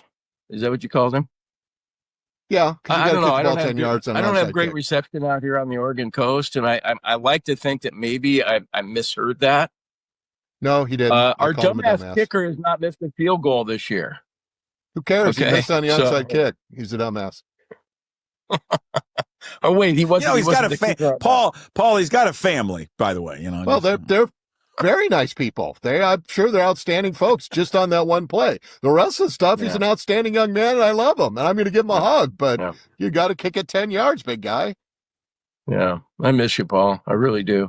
Hey, no, I like the onside kick call. I did, because did we see the Husky punter all day? No. So we weren't going to stop him. I mean, okay, so it just took him a play or 2 to score from 35 yards out. It would have taken him 5 or 6 plays to score from 75 yards out. So I didn't mind that at all. And I wish it had worked, but, it didn't. But I'm not going to second guess the decision there. That was fine. And for 3 quarters, we hung with the Huskies. We were right there. I thought for sure we were going to cover the spread. I don't know how we didn't cover the 21-point spread, but God, the 4th quarter sure got ugly in a hurry with the Huskies putting up 28 points. But all in all, I came away from it disappointed, of course, but that scoreboard didn't really reflect how close the game was. It wasn't that close, but it was more competitive than the score would reflect. Yeah, I mean, it's not what Jed Fish wanted to set out to do. I mean, he let all of his mouthpieces that cover the school and cover the team, he let all the mouthpieces know that they were going to try and blow them out, and he wanted to rub their noses in it. Now, there was a couple of shots, I think, during the game on TV where he looked concerned. There was points in the first half and even in the 3rd quarter where he was concerned that he wasn't going to get his wish and his dream of rubbing their noses in it. But then the 4th quarter happened, and I don't know, Paul. That's kind of, I think it's what led, and I want to get to it in a second, the comments of Rodgers after the game, now that he has since walked back. But there is the difference in not just NIL, it's just talent, is that you can withstand that up until the 4th quarter, Paul. And that's where having depth along your defensive line, you're not out 2 starters, and just being able to put guys in there. For an example, for Washington, look at their backup running back. That guy could start on most programs. but yet he sits behind Jonah Coleman. Really, the difference in the game was just the overall depth coming through in that fourth quarter. You agree with that, Paul? Yeah, I do. And also Bryson Lamb hurt himself stretching, and in the pregame, I don't know what happened, but he couldn't play. And then you lose Max Ballone, the big 6'6", 290-pound kid who gets hurt. He's out with a knee for an extended period of time. Lamb will be back this week against Colorado State. Your top two defensive interior linemen, are gone, and that's the last thing Washington State needed. They had a pretty good rotation where they were running 6, 7 guys in there. They were down to 4 dudes, and then trying to chase Williams around, who I think is going to be, a Heisman candidate. He's going to move up the Heisman list. I was very impressed by him, not only with his ability to run the football. He had over 80 yards rushing, but his touch, and he could sit in that pocket and throw that ball. That touchdown in the left corner of the end zone where he threw that thing, that was pretty damn good coverage by the Cougar corner. He just threw it in a perfect spot, and you can't defend that. I don't care who you are. So there were just some things that I saw, but you're right.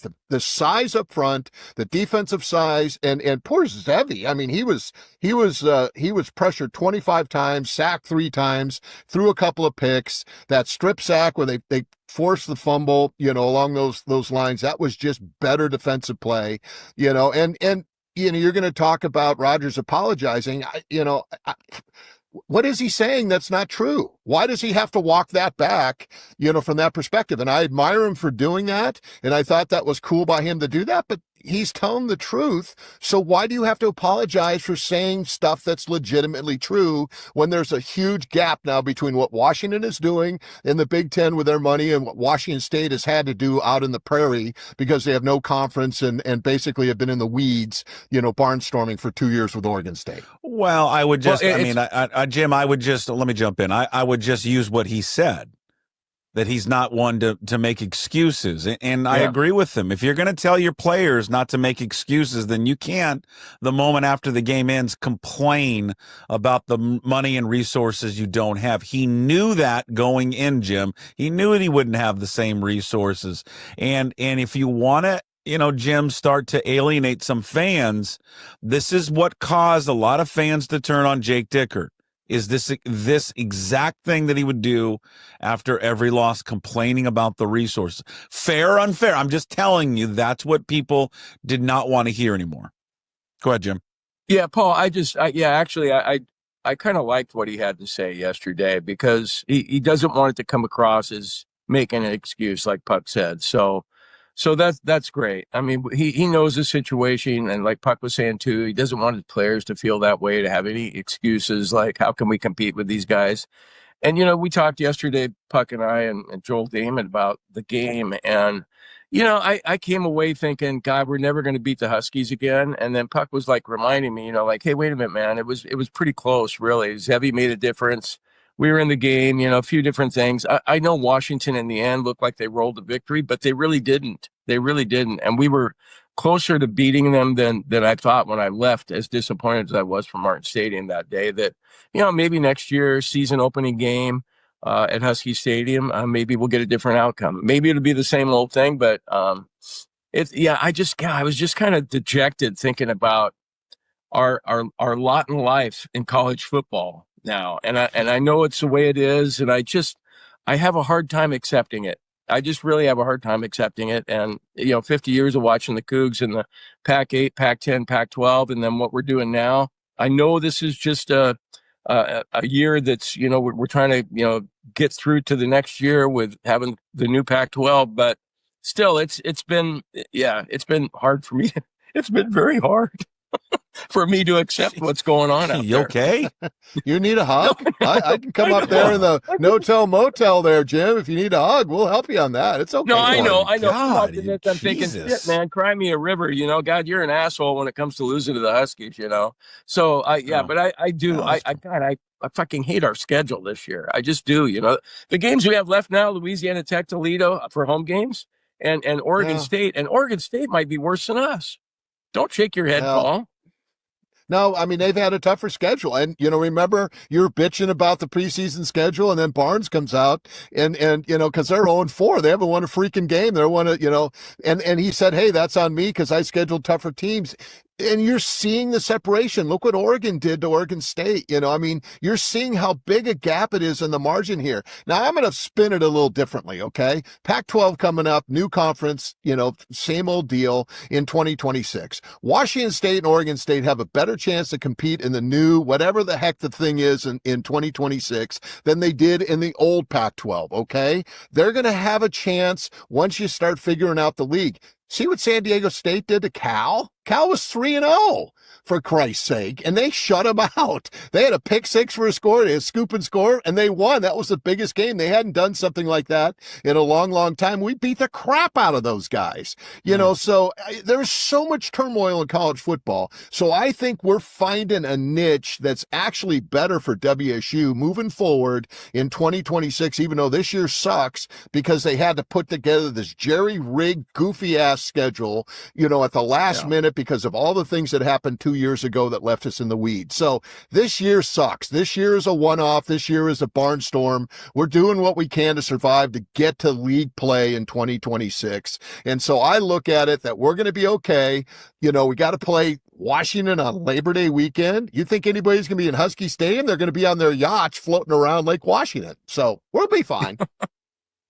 Well, not sure that would be a bad thing, Paul, but maybe we can be out there. We could be out there with them. I would say this: doing the rowing. The atmosphere looked great over there, at least on TV. Jim, you were in the stadium.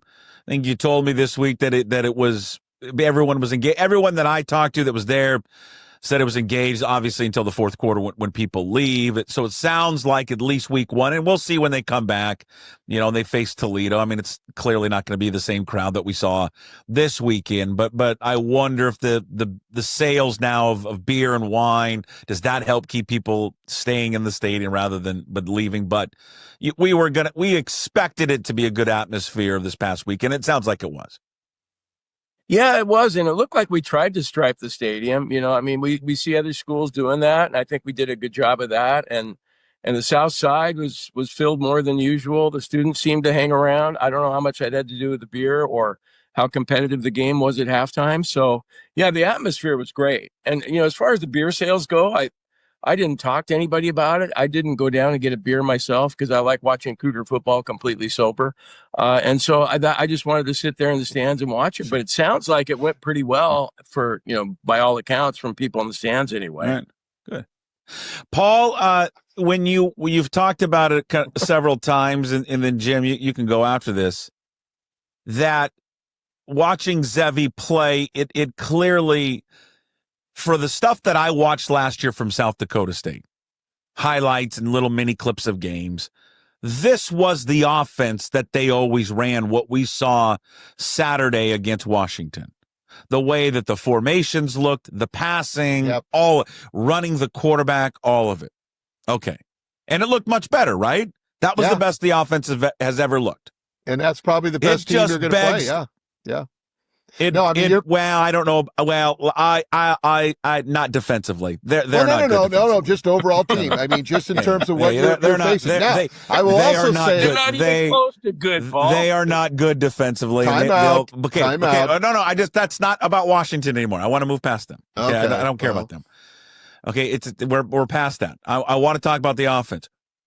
That has to lead everyone to wonder what and why the decision went in to go with a quarterback that was completely opposite of what they had and not go with Zevi from the start. And not only, Paul, not go with Zevi from the start, but in the first 3 games, he was the third-string quarterback.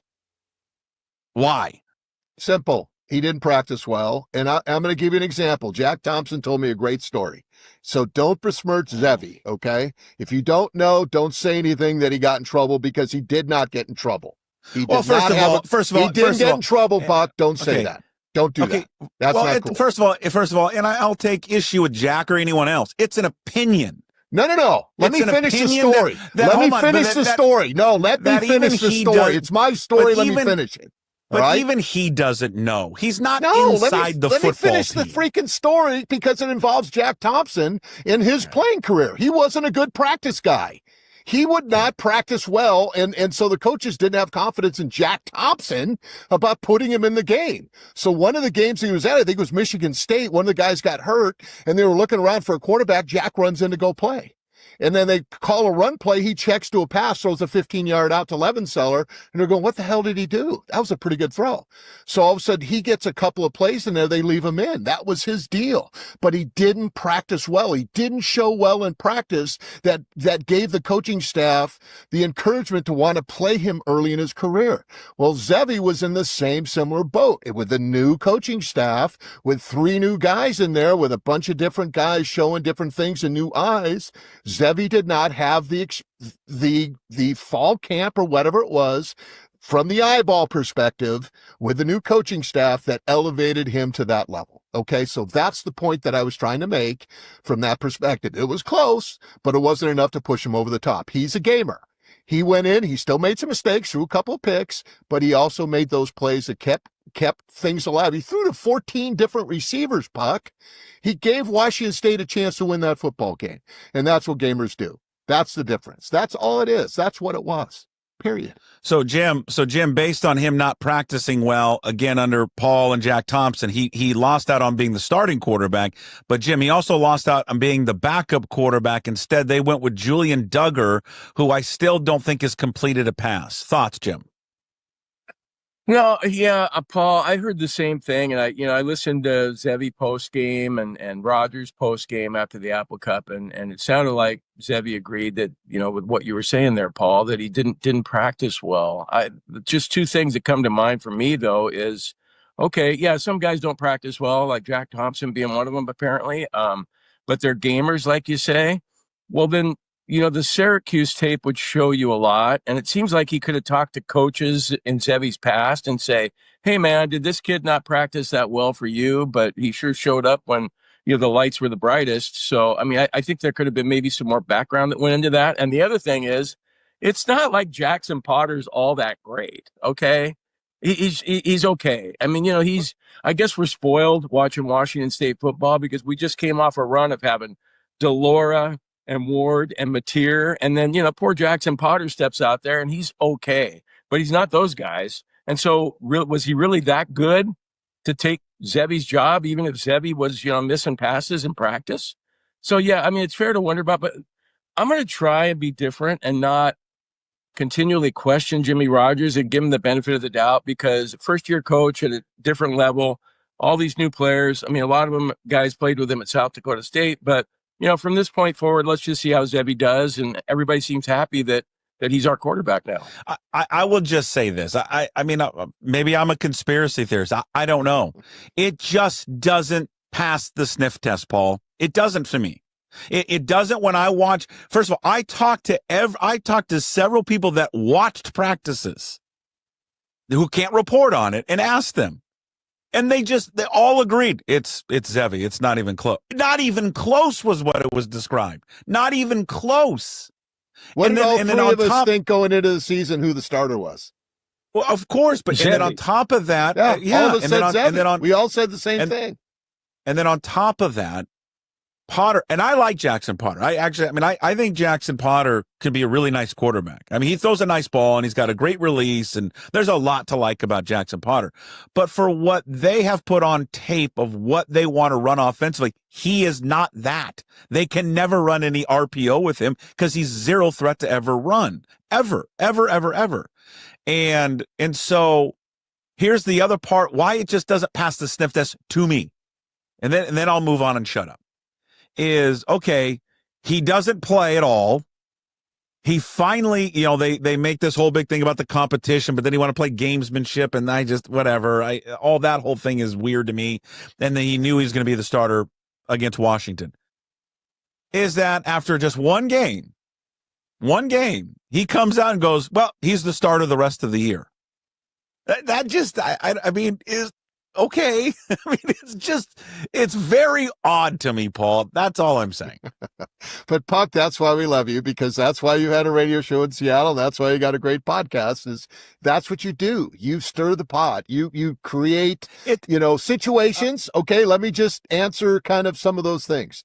2 things that I noticed as a safety. When I'm reading quarterbacks, I can tell where the ball's going to go based on where they're looking and what they do. I knew exactly where the ball was going with Potter every time.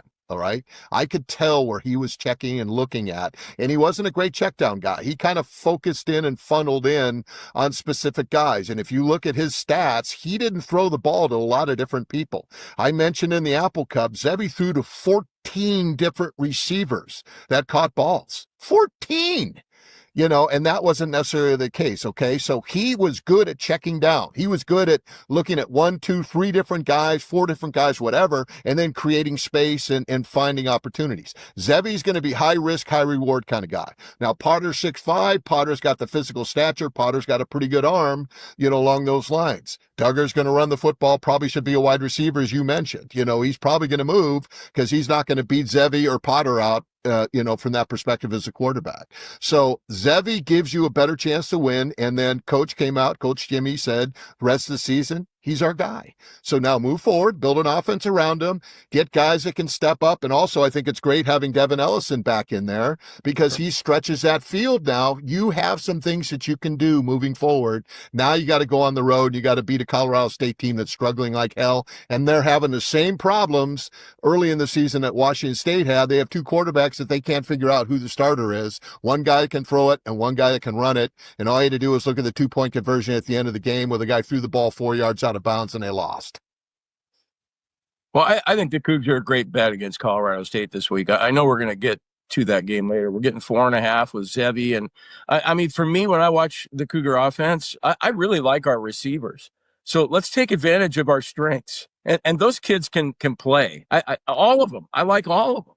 And so I would just, scrap whatever this run game stuff is and, go with the pass to set up the run or whatever they need to do, A-gap it, whatever the hell, I'm not an X's and O's guy. I'm a point spread guy. I just think that we should throw the ball. We should throw the ball. And, this physical smash mouth, violent football that we want to play. Well, shit, man, we're the Cougs, we're not, we're not going to be able to run the ball against most teams. I don't think.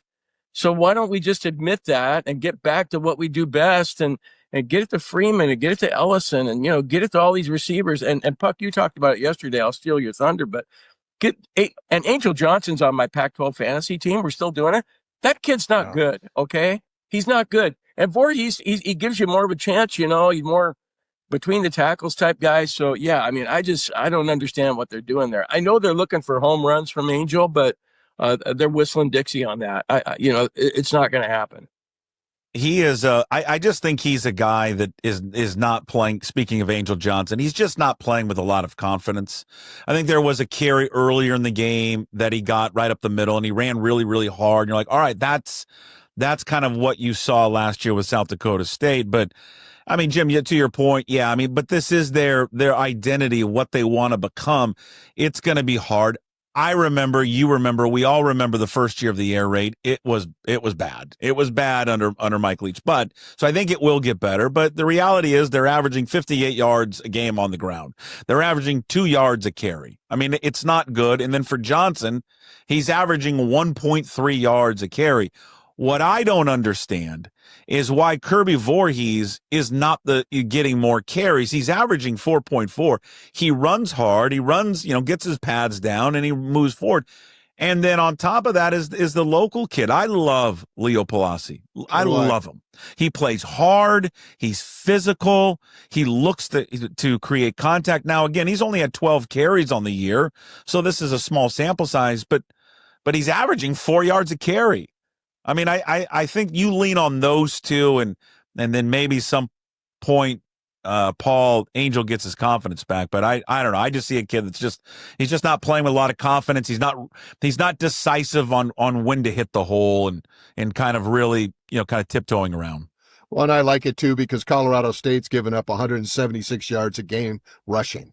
their defense. Their defense is supposed to be pretty good, but they've been getting gashed, on the ground. But I think you're going to see the Cougs do what they did against San Diego State, which is use the passing game that Jim brought up to really open up the running game. And when they can get both of those things going, this offense is going to be really good. But here's my concern, guys, is this football team defensively hasn't had a stop in 15 series.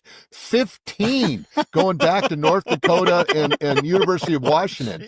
Your Pee Wee football team has gotten a stop in 15 series. So freaking stop somebody. They haven't had a turnover. Now they've had sacks. They've had tackle for losses. They've done some good things behind the line of scrimmage, but they haven't been able to get off the field on third down. They haven't been able to turn the ball over in 2 weeks, and so for me, the three keys are win the turnover battle, get off the ground, get off the thing on third down, and win in the red zone, which means make them kick field goals as opposed to scoring touchdowns. They haven't done that. Though you got to win those three.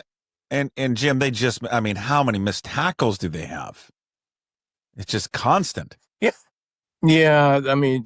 A lot of missed tackles. They're just, I don't know what to say about it. It was almost like, even when the Huskies got the third down, which wasn't, usually they picked up the first down on second down. And a lot of times they picked it up another first down on first down. But even when they got the third down, you were kind of going, God, how are they going to pick it up this time? It didn't matter if it was 3rd and 12 or 3rd and 4, and it wasn't 3rd and 12 very often either. So I'm not sure. I know we went up in class playing Washington, but it's still a Cougar defense that held that San Diego State team to 13 and Idaho to 13, and maybe we'll see a little bit more of that type of defense against Colorado State when we come down a little bit playing them this week. That Colorado State team, I don't know much about them. It seemed like they gave the Huskies a pretty good game. They did. They end up losing, but they gave the Huskies a good game, but boy, they're playing these other teams at what they've lost to Miami of Ohio, UTSA, and I think their only win is should have lost to Northern Colorado, Jim. They should have lost. They had a Hail Mary at the end of the game. They should have. Who'd they beat? Northern Colorado, but Northern Colorado threw a Hail Mary at the end of the game that they originally called good, then overruled it. The kid caught the ball and they waved it off and said it wasn't a catch. Northern Colorado should have beat him. They should be 0-3, honestly. Yeah, they beat them by 4. They lost to UTSA. And then speaking of the Washington game, they ended up losing that one 38-21. You look at it and go, oh, well, Washington handled them. But if you look back at it, similarly, what Washington did to Washington State by outscoring them, 28-0 in the fourth quarter. They outscored them 10-0 in the fourth quarter. That's a tie ball game at halftime. It was 14-14. So, I don't think you can look at their record and look at them losing to UTSA and going, well, the Cougs should win this one because some 3 putzes doing the Rams podcast right now are going, Jesus Christ, this team lost to Northern Texas by 50. We're gonna wipe the field with them. So they're gonna bring up the 15 consecutive freaking drives. We haven't stopped anybody. Jesus. They're gonna make a quarterback change. I don't know. What would they call it? Old Ram. I don't know. I can't even come old Rams. I can't even come up with anything. The Fort Collins podcast. I don't know. This would be a hell of a place to go visit on the road. Fort Collins is wonderful. Oh, it's Jackson it's a beautiful Brousseau stadium. Yeah, it's gorgeous. Oh, it's a beautiful campus too. Jackson Brousseau is the new starting quarterback. He's going in for the starter, Fowler Nicolsi.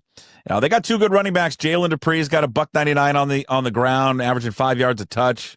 Avant got 176 yards. He's averaging 7 yards a touch. So it should be a decent test there for Washington State as they take on Colorado State. And Jim, you mentioned the schedule. I just looked at because I forgot who they're playing next year. In addition to the new look Pac-12 at Kansas State, Little Manhattan. Coming up in, I think, week 2. That'll be fun. Yeah. And he won't be there, but maybe we can convince Mrs. Fish to come. But the Wildcats, Arizona will be coming to Pullman next year. We're getting Arizona next year? Yeah, September 26th. I'm told Humberto will be coming.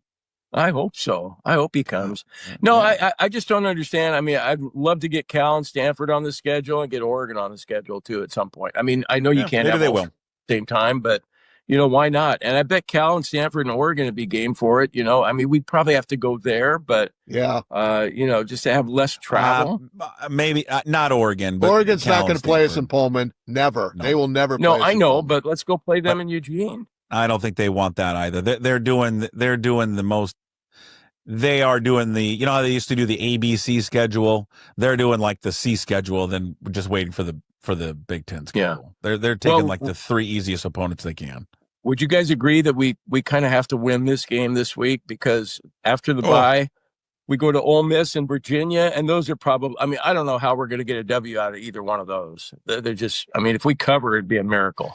Well, do you think, this is great. I mean, these are 3 games in a row they're going to tough. Do you guys see, I was going to ask you this as we wrap up, do you see 7 wins? Can you see them getting to 7 potentially? Yeah, it's so funny, Buck. I feel like I know you really well, because I was just going to ask Paul that, because, I mean, if you win this one, then you got 3.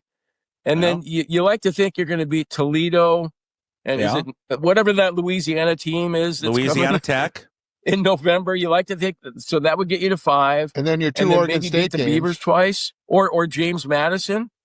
Yeah, I mean, we'd be a James Madison's going to be tough back there. Yeah, that'll be hard. That's a tough road trip. I think any of the East Coast games you're going to have a hard time winning.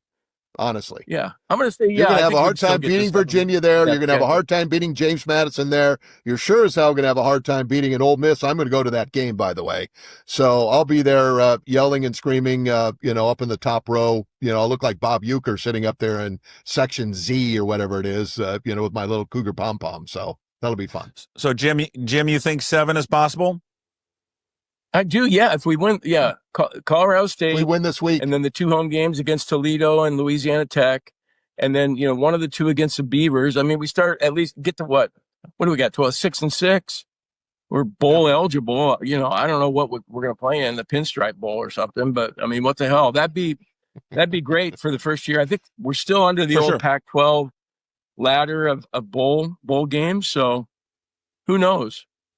Well, I think we can do it. No, I'll stand corrected, but all the old past members are still affiliated with the new bowl game, so there is still that structure. Yes, there still is that structure with the old Pac-12. So we'll see. All right, that's it. Another edition of the Old Crimson Podcast. All brought to you by Flat Stick Pub. It's a great place for large group events. Great place to go watch the Cougs. You want to take your company out there? That's great. Guys' night, even better. How about a date night? Perfect. FlatStickPub.com. Thank you for watching and listening to the Old Crimson Podcast. New episodes every Wednesday on all podcast platforms. Paul Sorensen, thank you. Go-to guy, thank you. Thank you to his dogs as well. Have a wonderful week. Go Cougs. We'll talk to you guys next week. Go Cougs. Thanks, Buck. There it is, another edition of Old Crimson, all brought to you by Flat Stick Pub. Go visit flatstickpub.com. By the way, you can, large group events, I'm telling you, Flat Stick Pub, that is the spot. That's the number one spot to get your large group events there at Flat Stick Pub. A long show today. I mean, God almighty, long one today. Long show because we had to fit a bunch of stuff in. We went long with the Mariners and obviously with Divish and all that. And then we had to sneak in Rob Staton. We had our Joel Dahmen interview we wanted to get out. And then, of course, we wanted to play the full Old Crimson Podcast. Don't get used to it going this long. It was just today. But again, it gives you something else to watch and listen to during this time period. All right, we're going to end the show, of course, as we always do with Hey What the Puck, brought to you by Restoration One of North Seattle. It's your restoration company that lets you avoid the stress of water, fire, and mold damage with their property restoration services. They are locally owned and operated. Make them your first call when these damages affect your residential or commercial property. 206-817-8917. Visit them online at restoration1.com, the North Seattle franchise. I'm not going to make this about Josh Naylor and a contract extension. I promise I won't do it. Although I really want. Come on. Just give him what he wants. Just whatever. He gives them something, does Josh Naylor, that they have been sorely missing for a very long time. And they really just don't have it in any other player. There is a deeply profound, but it comes out red ass dog personality, that a competitor. They're all competitive. Every one of those guys is. They wouldn't be where they're at if they weren't competitive. But the way that Naylor carries himself, very in your face, ignites and inspires like a whole group of teammates. They don't have that guy. They haven't had that guy in a long time. And I'll be honest with you, thinking back to all the teams the Mariners have ever had, I don't think they've ever had a Josh Naylor, ever. Josh Naylor's been looking for a home since he's come into this league. He's been bounced around. He's a very good player. He's the exact type of player you need in the postseason. The willingness to thrive in big game situations, but his passion that he carries every time he steps out on the field, and again, you saw it last night there with the double. You know, since 2021, Josh Naylor leads baseball in most go-ahead hits in the 8th inning or later with 20. Aaron Judge is second right behind him at 18. Big game Josh Naylor. He is just there's an attitude of fieriness to him that was lacking, that he has been able to bring inside that clubhouse, that I believe is going to carry them a long way there in the postseason. That is Hey What the Puck, brought to you by Restoration One. Again, your restoration company lets you avoid the stress of water, fire, and mold damage with their property restoration services. Locally owned and operated. Make them your first call when the damages affect your residential or commercial property. 206-817-8917. Visit them at restoration1.com, the North Seattle franchise. Thank you for watching. It was a long one, and listening to today's show. Thank you to all of our sponsors. Big thanks to Limback Lumber, Restoration One, Georgetown Brewery. Also, big thanks to the go-to guy sponsors that bring him every Monday, Wednesday, and Friday. Clean Streak, Brotherton Cadillac, and also the Angry Beaver. Oh, one other sponsor I forgot to thank, Chalet Bowl, brings you Ryan Divish every single week. Chalet Bowl, visit them, chaletbowl.com. Longest running bowling alley that we have in the Pacific Northwest. 84 years celebrating being open this week. Go visit them at chaletbowl.com. You can find, again, the show up on YouTube. Just search Puck Sports. Also on your favorite podcast platforms, Puck Sports, Apple, Spotify, does not matter. And, of course, everything, video and audio, up at pucksports.com. You can also, when you're there, sign up to become a member of the Pucks Posse. You support all the free content we do here on the Daily Puck Drop and Puck Sports. Plus, we give you bonus shows every single week and early releases of interviews like we did this week with Joel Dahmen. And, of course, Ryan Divish, KJ Arnts, our monthly podcast of the Sports Pit with Steve Sandmeyer and Matt Stretch Johnson. And we now produce the Graz with Gas Take 5 podcast that is out now up at pucksports.com. That is it for us here on this very lengthy Wednesday. If you're going to the game tonight, have fun. I'll be there rooting them on from the bleachers. Can't wait to get there. Can't wait to see them clinch the American League West tonight in person. We'll talk to you tomorrow. Thursday's show, Mike Garofolo, Brad Adam, another episode of KJ Arnts, and who am I missing? Oh, wait, who's on tomorrow? I feel I'm missing a Thursday. There's somebody else I'm missing on a Thursday. God, I should know this. It's going to kill me. I'm going to sign off. I'm going to forget. Just tune in tomorrow. Thursday's edition of the Daily Puck Drop. We will talk to you tomorrow. Until then, as always, we promise to be better. No shoes, no ties. Would anybody like to smoke some pot? Yeah. I was born to lick your face. I was born to rub you, but you were born to rub me first. What do you need my address for? We like the song out of Naylor. Mother of mercy, I don't speak Japanese!